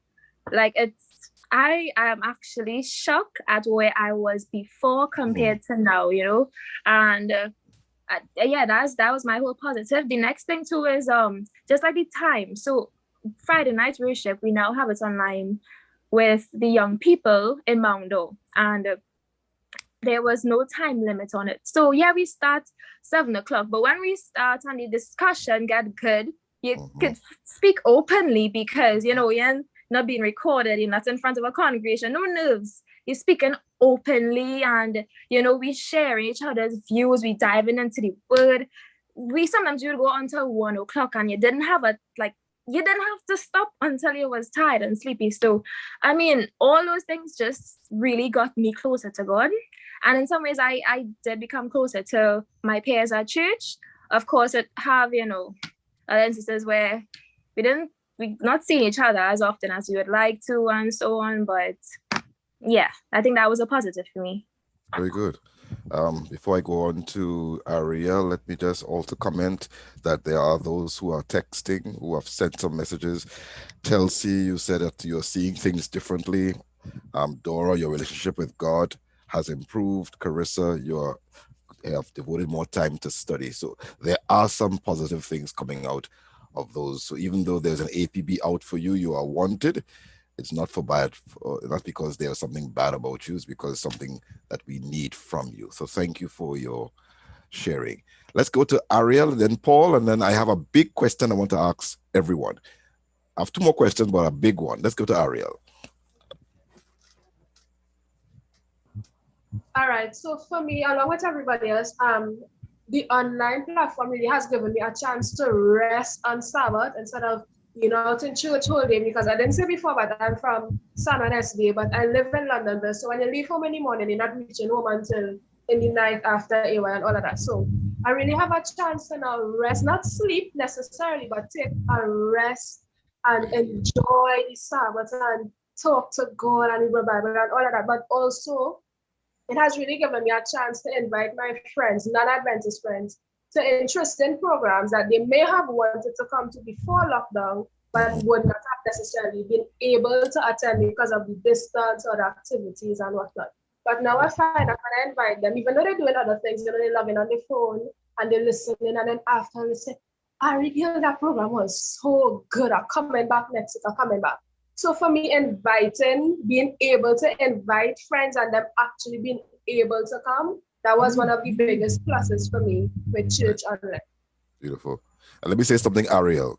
From the way you speak, you're not a boring person. So I want you to dismiss that as of this evening. You are not a boring person. If you think like that, you're going to continue to behave that way. Think of yourself as an inspirational individual. You want to promise me to do that? Okay, I will. Very well. Good. Let's get to Paul, and then I have a big question for you guys. Paul, tell us which church you're from as well. Happy Sabbath, everyone. I think I'm from Mongdo. I'm not too sure. The guy in front of me looks very familiar. Okay. All right. Oh, yeah. Oh, yes, I know this guy, Apostle. A couple of things came out of the pandemic for me, which was positive. Similar to those who said they got closer to God. I was able to study and read God's word more than I did before. And I fell in love with it, just reading. I had more time. And the second thing, to keep it short, because of the pandemic and everyone is afraid, persons who did not know God before wants to get closer to God. It's similar to the Ethiopian eunuch, you know, traveling back to Jerusalem, and Philip got the vision to go and speak to him.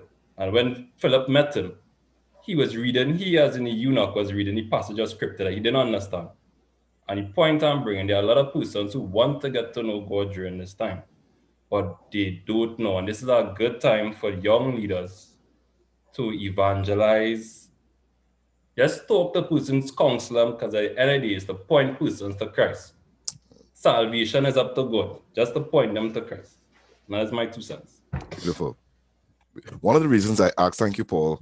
One of the reasons I asked about the Sabbath and for us to have to revise or revisit our perspective of Sabbath keeping is that I don't think when you stayed home and when you continue to stay home, you are violating the Sabbath necessarily. The Sabbath is more than just what you do or don't do.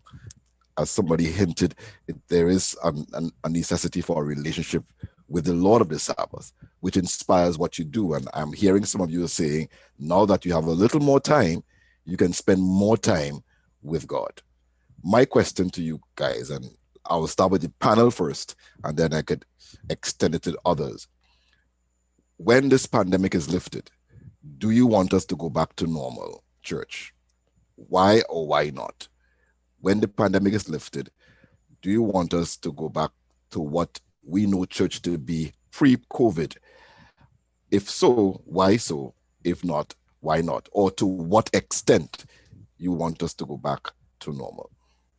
I think, Pastor, that we should have a marrying of the two, because we see clearly the benefits, and as we hear the testimony of the youth, we see the benefits, and it's, you know, it's encouraging. But there are also setbacks, as we discussed in the earlier sessions, in terms of the socialization and that great divide. And especially with church that doesn't have the framework set up.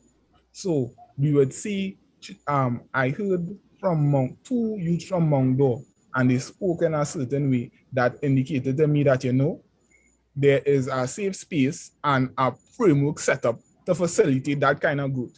But in a lot of churches, we don't have that. So I think the marrying of our present church operations and what we had before might be our way to go. Okay, fair enough. Appreciate it.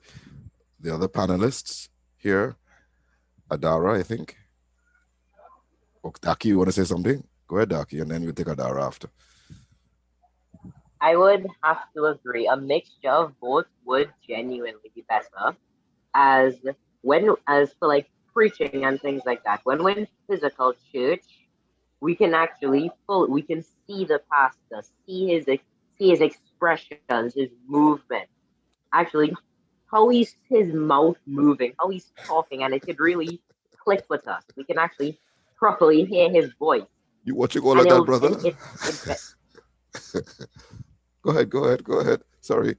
And it properly will convey the message. And like having it online doesn't really do it justice. But for things like AY, it'll be more personal. And I think that having it online would really take away the fear of having like a bunch of eyes watching you when you go to answer a question or participate. That's why I think it would be better for a mixture of both of them. Beautiful. Adara, and then we take a Renisha, and I'll extend it to others. The hybrid is always best, I think, because there are always pros and cons with both options. I think the hybrid is honestly the best option because also personal choices too. Some individuals really click with online church and it doesn't work as well for others. So that option is great. Okay. Renisha. So if things do go back to normal, we can have physical church, but we should also have church streamed live online because in a sense, the shut-ins were shut out. Because now having virtual church, I realized that when we were going to church and they couldn't go to church, they were being starved spiritually. So when we could go to church, we should also have church streamed live online. So the person that cannot make it can also share in the blessings. All right. I see a hand up already. Before you respond, let me sort of do a variation to the question. Without the need for the online is going to be in place. My question, therefore, is, are there things about the in-person church that you think should remain or should be adjusted? We should have more of this, less of this, none of this, all of this. What are some of the things that you believe we should alter, or should we leave everything as they were before? Because as I think Kizzy was talking about, the fact that we just copy and paste onto the virtual platform what we had in the face-to-face experience, and it doesn't work. Now you're going back to face-to-face. Are there any elements that you're going to adjust about the face-to-face that you think would be needed based on the fact that you are coming back with a different mindset altogether? Or should we leave everything as is? Now let's get Isaiah's response. Theodore. Hi, good night. So I'm Isaiah. I'm from Woodbrook SD. Yes. And I think we should mesh them, but also add more interaction to the youths, to the online, to the both platforms, because like in person, really and truly, we tried it once at Woodbrook that we had AY in the morning so that everyone would have been there and a normal service or divine hour in the afternoon, right? And it was a great turnout.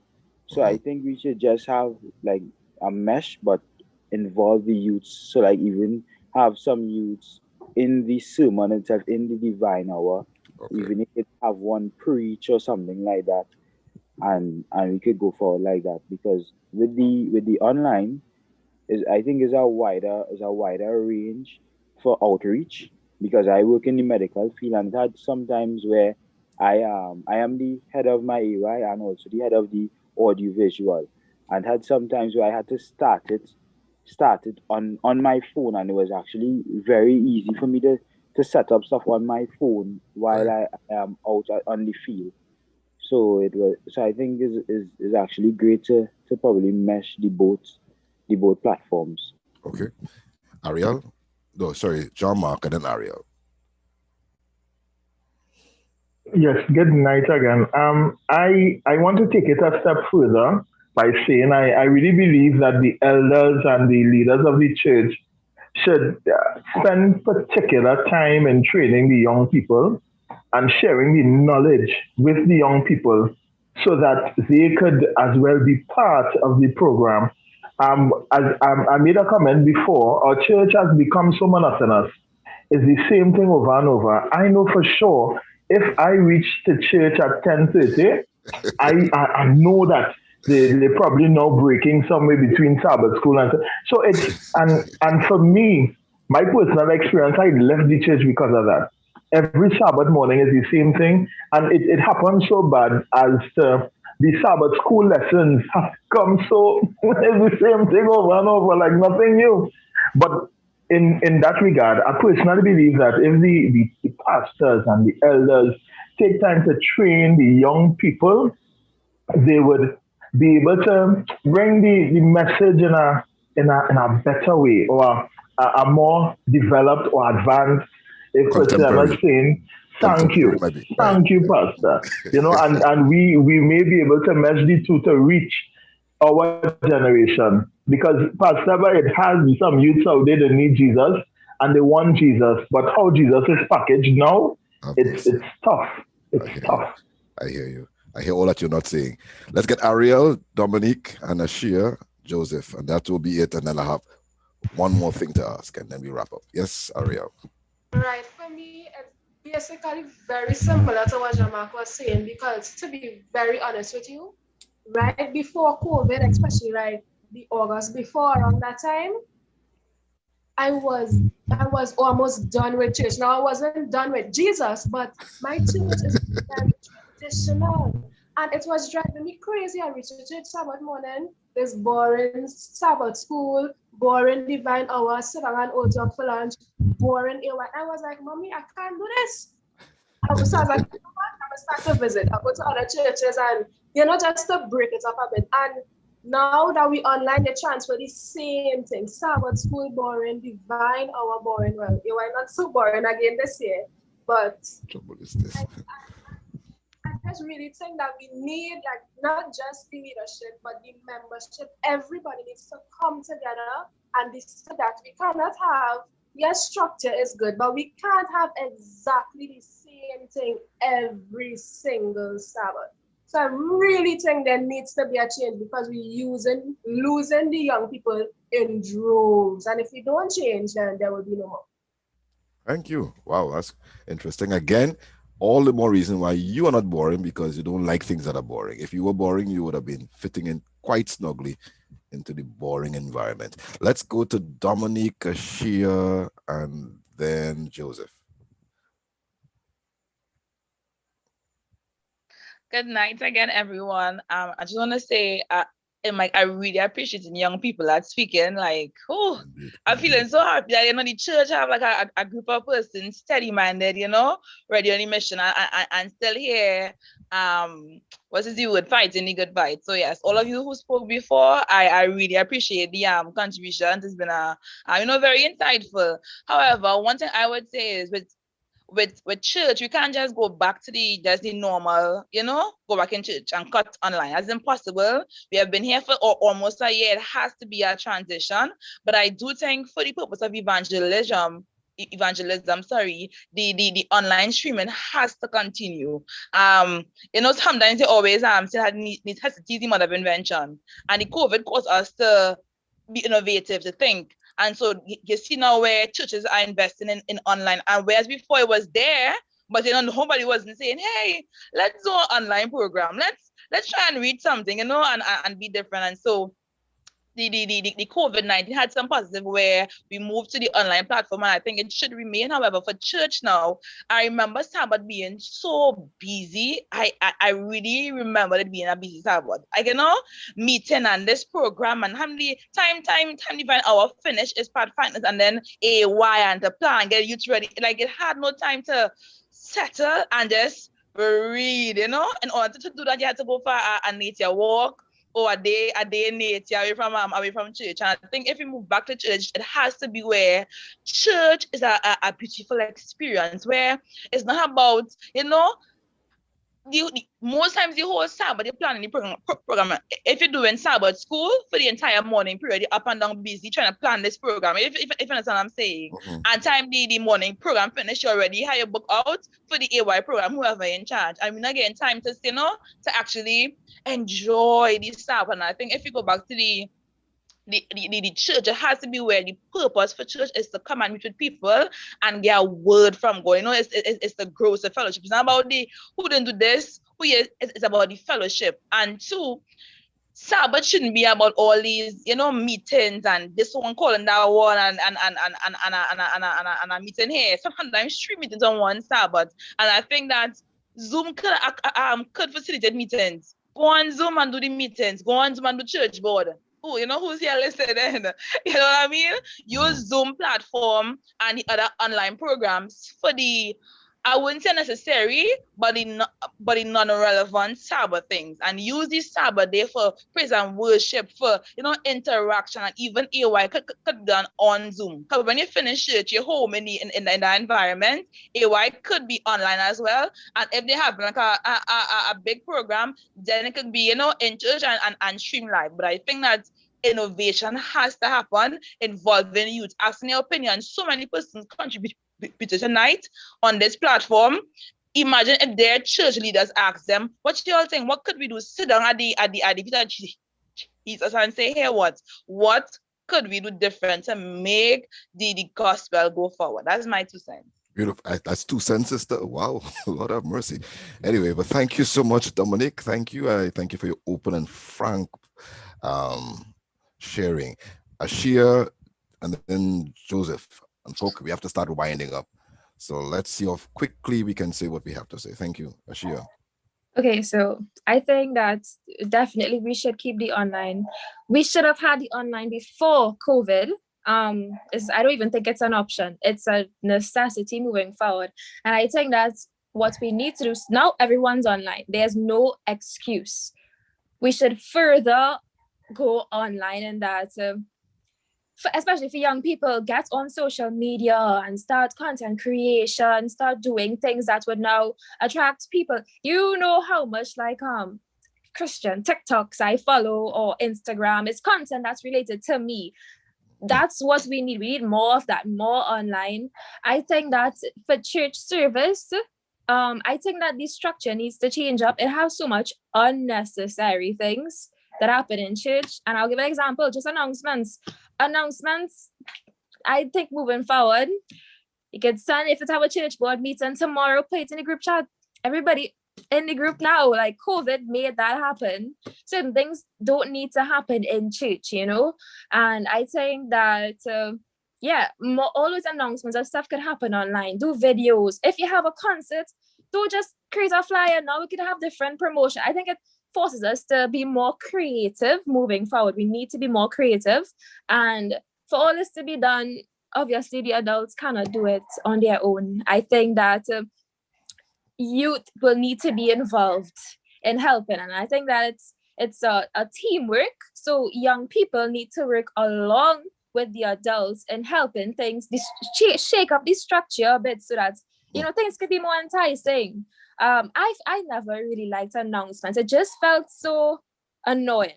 That's my time I would go outside and have a snack, because these things could be posted online. If they're posted online, if it's a concert, then have like a video or have something more appealing to entice me. I don't think it should feel the way it does. That's one thing. And the next thing is AY. Honestly, as leader for Mount Dore, I'm the AY leader for Mount Dore SDA Church.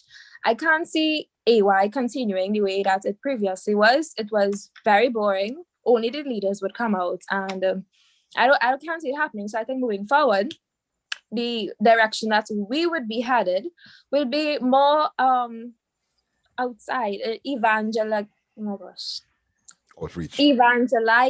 getting into the community, doing services. I think that is where we would focus on. Honestly, from COVID, I'm tired from being inside. I'm ready to go out, do stuff, and I believe that young people are with me. So I think that is how I could see AY moving forward. I can't see us just sitting down and having the same old service again. So that's just my 2 cents added there. Wow. And that's the leader from Mount Dore. She's talking to the pastor. Thank you, Ashia. Thank you so much again, as open and frank as you have always been. Let's go to Joseph finally, and then, finally will be Terry, and then we would begin wrapping up. Joseph. Good evening, everybody. I'll say everybody, I've been, I'm starting around church right now. I've studied material, football material for 20 years. And when I started in Grandy, when after COVID started, the service was cut from 3 hours and a half to 1 hour and a half. And I was like, okay. And you got everything: song service, Sabbath school, lesson study, everything in an hour and a half. And I sat there and asked myself, I said, so why church used to go so long? why were we in church that long? Right? And I asked, one made a mistake and I asked the children that, because you used to preach long. So, okay. Right? So I was part of the problem, preaching too long.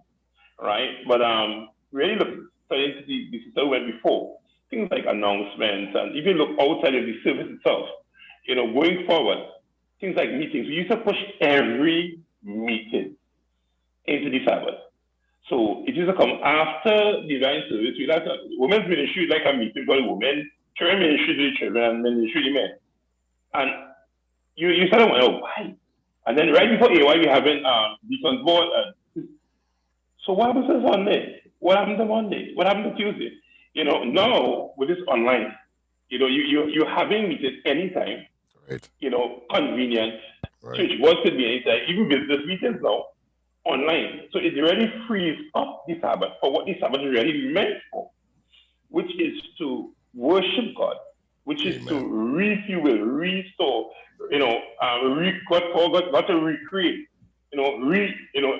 re-energize us to face another week, And so, the merging of the old and the new may not just be about how the service is run, but it may be so much more of how church itself is run, and it helps out with the administration and so on. So as young, and one last thing, as young lady said, and I tell her my point. My point is, as a teacher, we came from chalk and talk.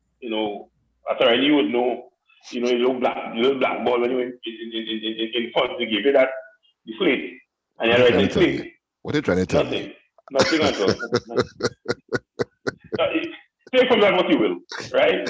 And then they got on to copybooks, right? So we went from writing on stones to writing on slate to writing on copybooks, and now young people now do it on tablets. Tablets, yeah. Right. So the more the way information comes to us and the way we carry back information has changed. Right. The way we process information has changed. So when we go back to church, the preacher who stands up without a PowerPoint now, something flicking, something changing, something, unless he can preach like Pastor Riley. If he's a little boring, that is the end of that. Young people log off. And the worst thing is not to log off in device. The worst thing when your brain log off. Yeah. Right. So we really have to go back to change the way we do things, the way we present ourselves, the way we present information, and ultimately the way we present Jesus in this time. Beautiful. Terry, take it home, and I have a controversial statement to make after. Terry. Good night, everyone. So my name is Terry. I'm from the Maloney SDA Church. Mm-hmm. I am an AY leader. I don't want to say I'm not functioning because I don't formally have programs, but I help the AY leaders who have programs and stuff like whatever they need. So if they need like a singer or somebody to present or something, people will come and ask me, and I'll have them source talents. Yeah. So I think I might be one of the only people that would miss church the way as it is, because I kind of like ritualistic and knowing that's all right. From the divine hour is called to worship, this, that. I really appreciate that. And I think that helps persons, especially when you're now getting into church, kind of understand or attune yourself to being reverent in the Sabbath is a tool that you could use to teach you how to be reverent on the Sabbath. And I think it's the only thing, but it was definitely for me, it was a tool that taught me how to be reverent, especially in church. But as everyone said before, going forward, we have to blend the two. And while, yes, we need to always make sure that we have to ensure that we organize our content in such a way that, it's not too long, but it's just enough that, it delivers the right message, and you have to package it in such a way that will catch as much fish as we possibly can. But I want us also to remember that we need to genuinely, really and truly make sure that Jesus is the center of whatever we're trying to present.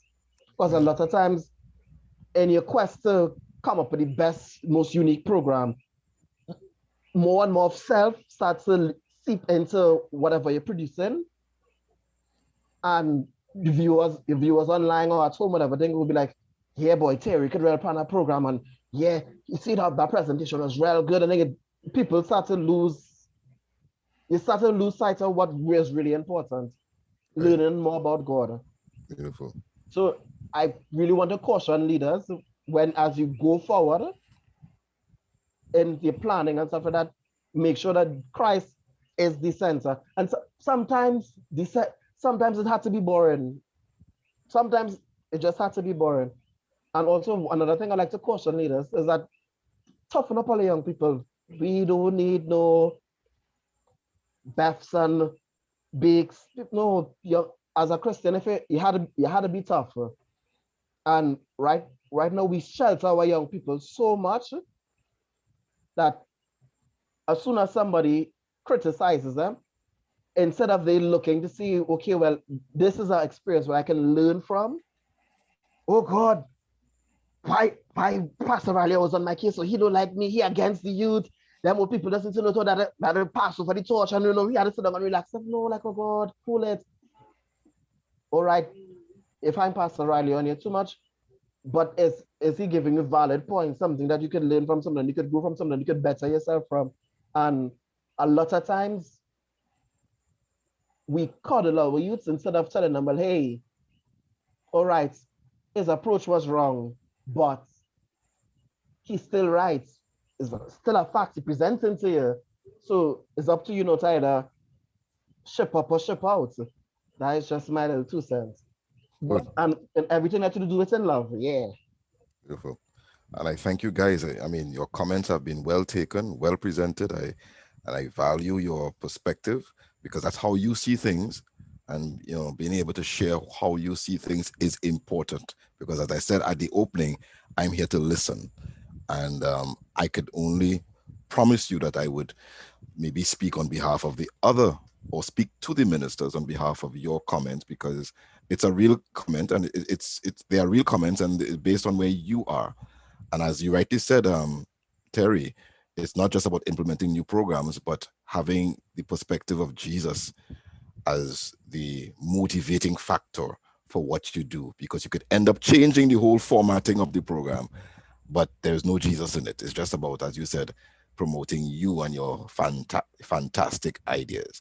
I had another question to ask, but I'm not going to ask that. I'm going to make a comment, a few comments, and then wrap up this segment to hand back over to Kathy. And one is that, yes, church is, in fact, if you're talking about going back to normal, I can't see us going back to normal and still having online. I'll tell you why. If you go back to normal, the same challenges that we are having right now with online service would remain a challenge for those who are watching online. What do I mean?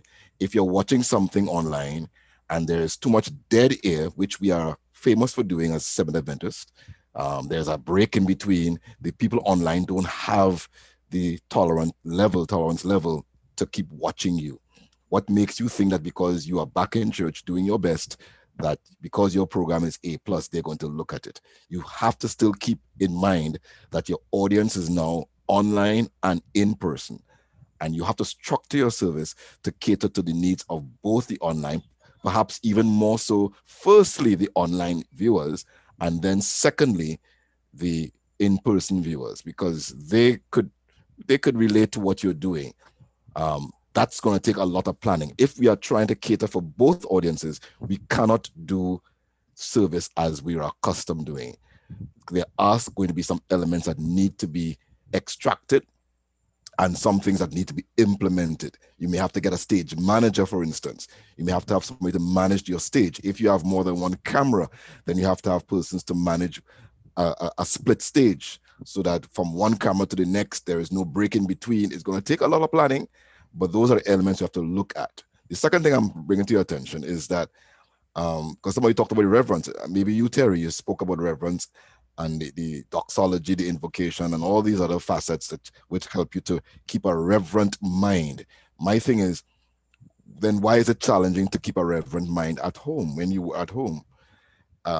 And if we are going to have to eliminate some of the things that you feel, and Jean-Marc mentioned it, that take away your experience with God, then perhaps what we may have been doing on Sabbath might have been violating Sabbath principles. All the meetings that we have been having, all the extra things that we keep adding to our services might not have been God's way of appreciating worship. Because if Sabbath is a time for worship, then our central aim must be to ensure that nothing detracts or distracts from worship to God. So that if you have more time with announcements, for instance, or more time with promoting a certain kind of program, and less time for the major elements, which would include praying, the minister of the word, ministry of music, and I consider that a vital element of worship. If those things are compromised, then we may have been violating the Sabbath worship experience. Maybe God allowed COVID to come to dismantle so that we can start constructing a new environment where worship is real and dynamic. Let me say this quickly. This is just historical. Divine Hour, you notice it's called Divine Hour. You know why it's called Divine Hour? It is not unique to Seventh Adventists. In fact, Seventh-day Adventists got the terminology Divine Hour from Sunday keepers. Because back in the day, and you could do your history and research, back in the day, the Divine Hour was the only service of the Sunday keeping church. They didn't have any Sabbath school or Sunday school. So it was called Divine Hour because it was church time.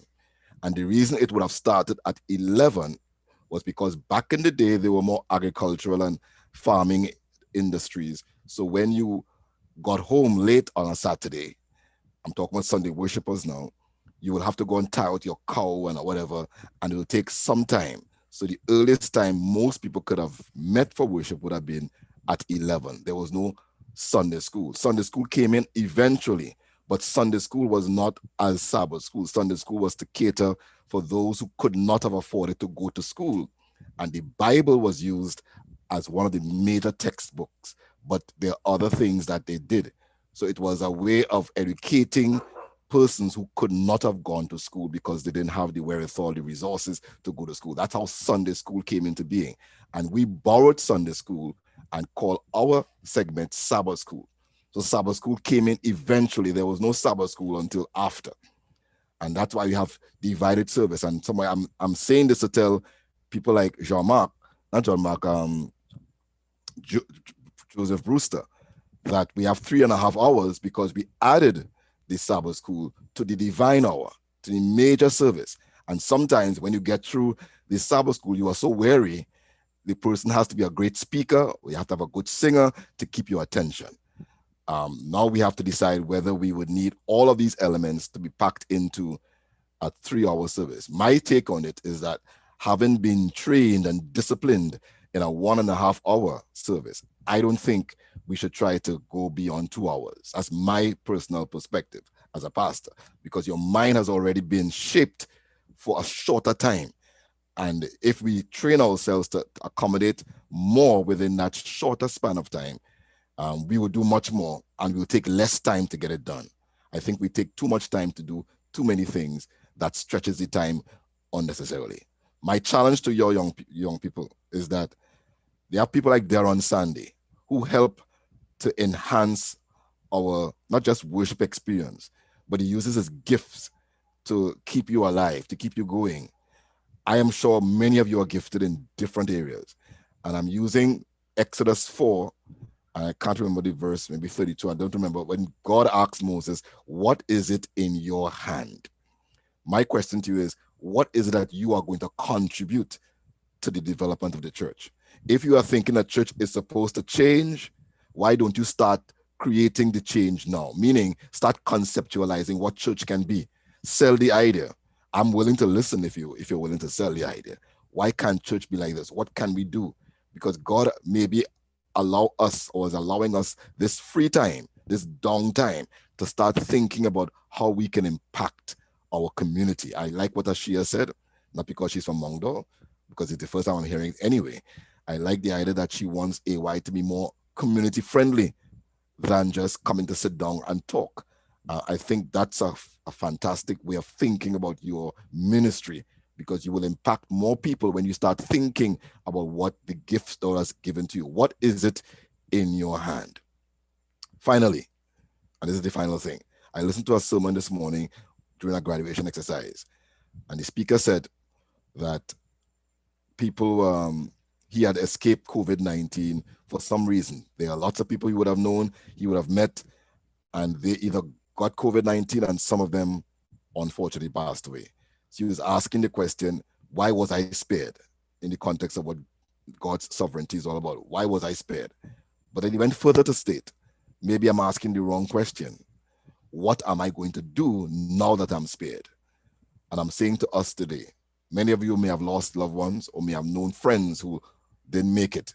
There may be young persons who don't come to church at all. You made it to the 70-something people who came online today. My question to you is, what are you going to do now that you were spared? Now that the APB has reached you, now that you are found, not dead, but alive. Now that God wants you, what are you going to do to make service a meaningful experience? Yes, we know all the challenges, and I hear the challenges, and I know it's a real challenge. I've committed myself to listening to our young person, and I wish and I would want to ask other pastors to do the same. But if they were to listen, what will they hear you contributing? Challenge yourself, because Darren, I'm sure, was not challenged by a pastor to do what he does. He just took it upon himself or whatever he did, and now he has IACT form and he has other groups, which right now in a downtime, but he has done significantly well. But there could be other persons like him. If you take up the challenge, take what's in your hand and allow God to make a difference in your life, and by extension, the life of those with whomever you come in contact. Thank you for your listening here as well. Over to you, Kathy Ann. Well. Let's digest what was said tonight. I hope that everyone was listening. I know that a lot of us were participating. It was a joy to read the conversation. But I like what Pastor Riley brought about, coming with these final words. We have gifts. Where are you going to utilize, or how are you going to utilize these gifts? We see the challenges, as Pastor Riley said. We know what they are, but we need to be intentional when it comes to doing God's work. We ask ourselves, and we ask our leaders to be flexible, to let us as youth take some level of autonomy and creativity.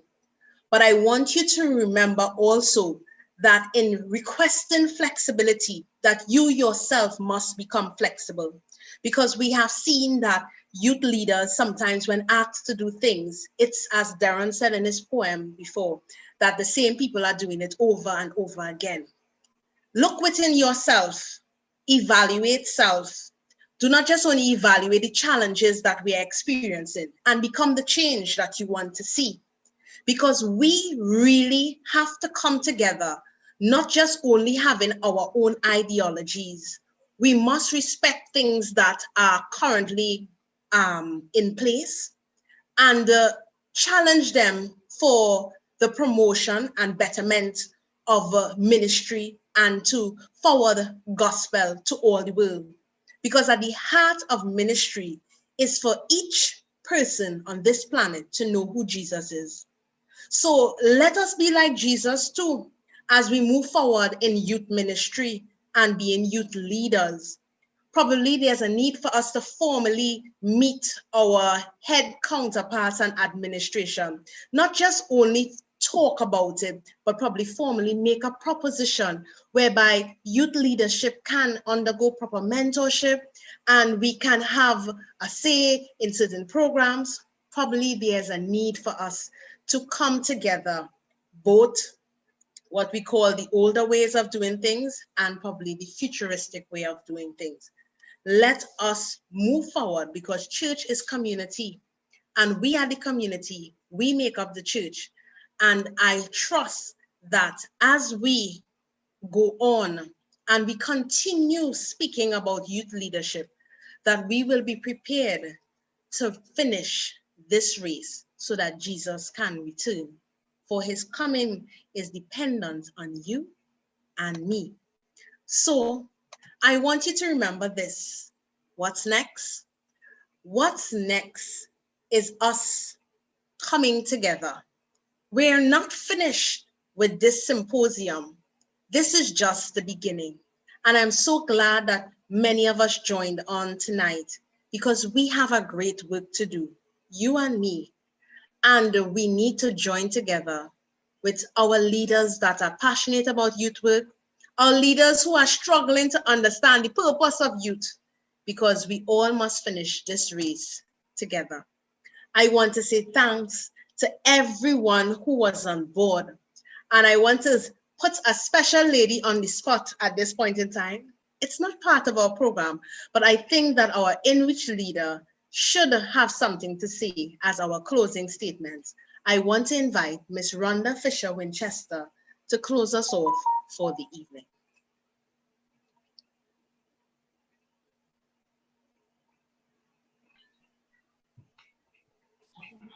Good evening, everyone.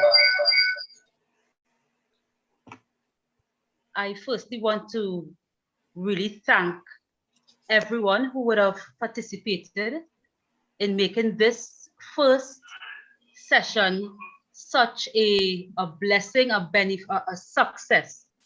Special thanks especially to Pastor Riley, to our youth moderators, David and Izzy. Special thanks to Ife and Kafian. Certainly, it was again a joy.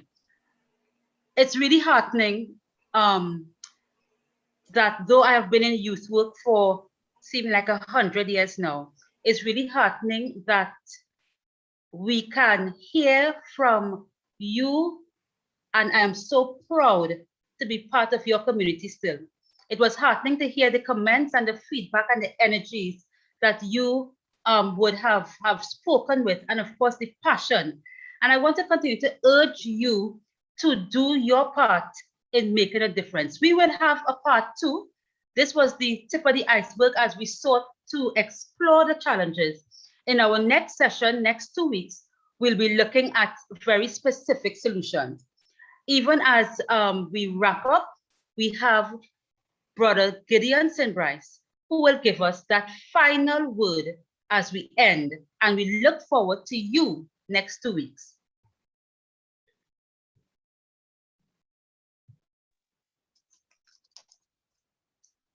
Okay, good night, everybody. Happy Sabbath. And well, I think I have very little thing to say because I thought Pastor Riley and our Kafina did a wonderful job in actually doing that wrap up, that final word. I just want to leave this because I want to speak primarily to the leaders for 2 minutes, because really it's about leadership in terms of this interaction that we had here. While we have spoken about youth ministry, we are talking very heavily to those who are youth leaders who find themselves in leading youth ministry.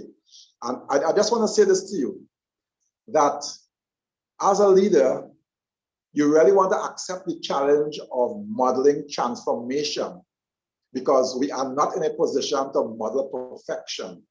And sometimes we try to come over as if everything has to work well. It must be done perfectly. We ourselves must be perfect. Otherwise, it is not worth doing. And I'm saying it's a journey. And therefore, what we want to do is to model that journey, model transformation, because we are not in a position to model perfection. And that model of transformation is what encourages those who are looking on at you. Also bear in mind that just as people were having impact on you, but only after several days did you realize the impact they were having, you are having impact on people. and they nor you might be realizing the impact that you're having on them. So keep doing what you're doing once you're doing it after God. Bear in mind that we talk about online church, we spoke about physical church, and the online church actually showed up and this is what I gathered from the discussion, the online church actually showed up what gaps and deficiencies that the physical church had. Now, that is to say, what we did in the physical church is we catered to one set of people thinking, where people were comfortable in that kind of space.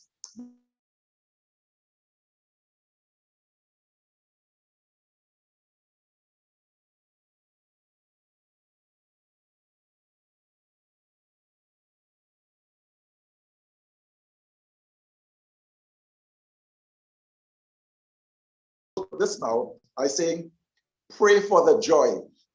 In terms of leadership, pray for the joy. Do what you are passionate about.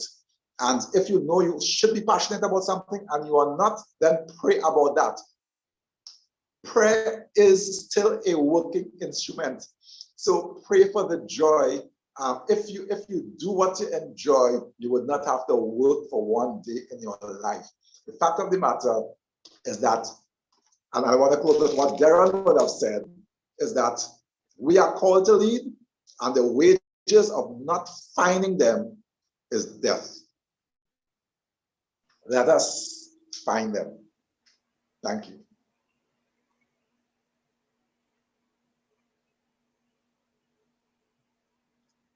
So, to all my youths, have a beautiful Sabbath, and see you next time when we talk about youth leadership.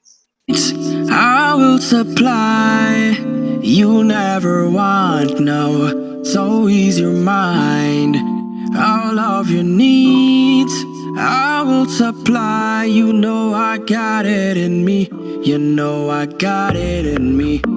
Man, I heard you saying that you never leave, I heard you saying that you never go, heard you saying that we will always be. Man, you sing that song like the record broke, but you were broke, and your heart was broken, and I was all you got, it's so incredible. How you switch up, and now I'm just here wishing that you come to me, even though you ain't alone. Even though you're in control, and feel like things just can't go wrong. You see seasons come and seasons go, but I will never change my love. You got to know that all of your needs I will supply. You never want, no, so ease your mind. All of your needs I will supply. You know I got it in me. You know I got it in me. I got it.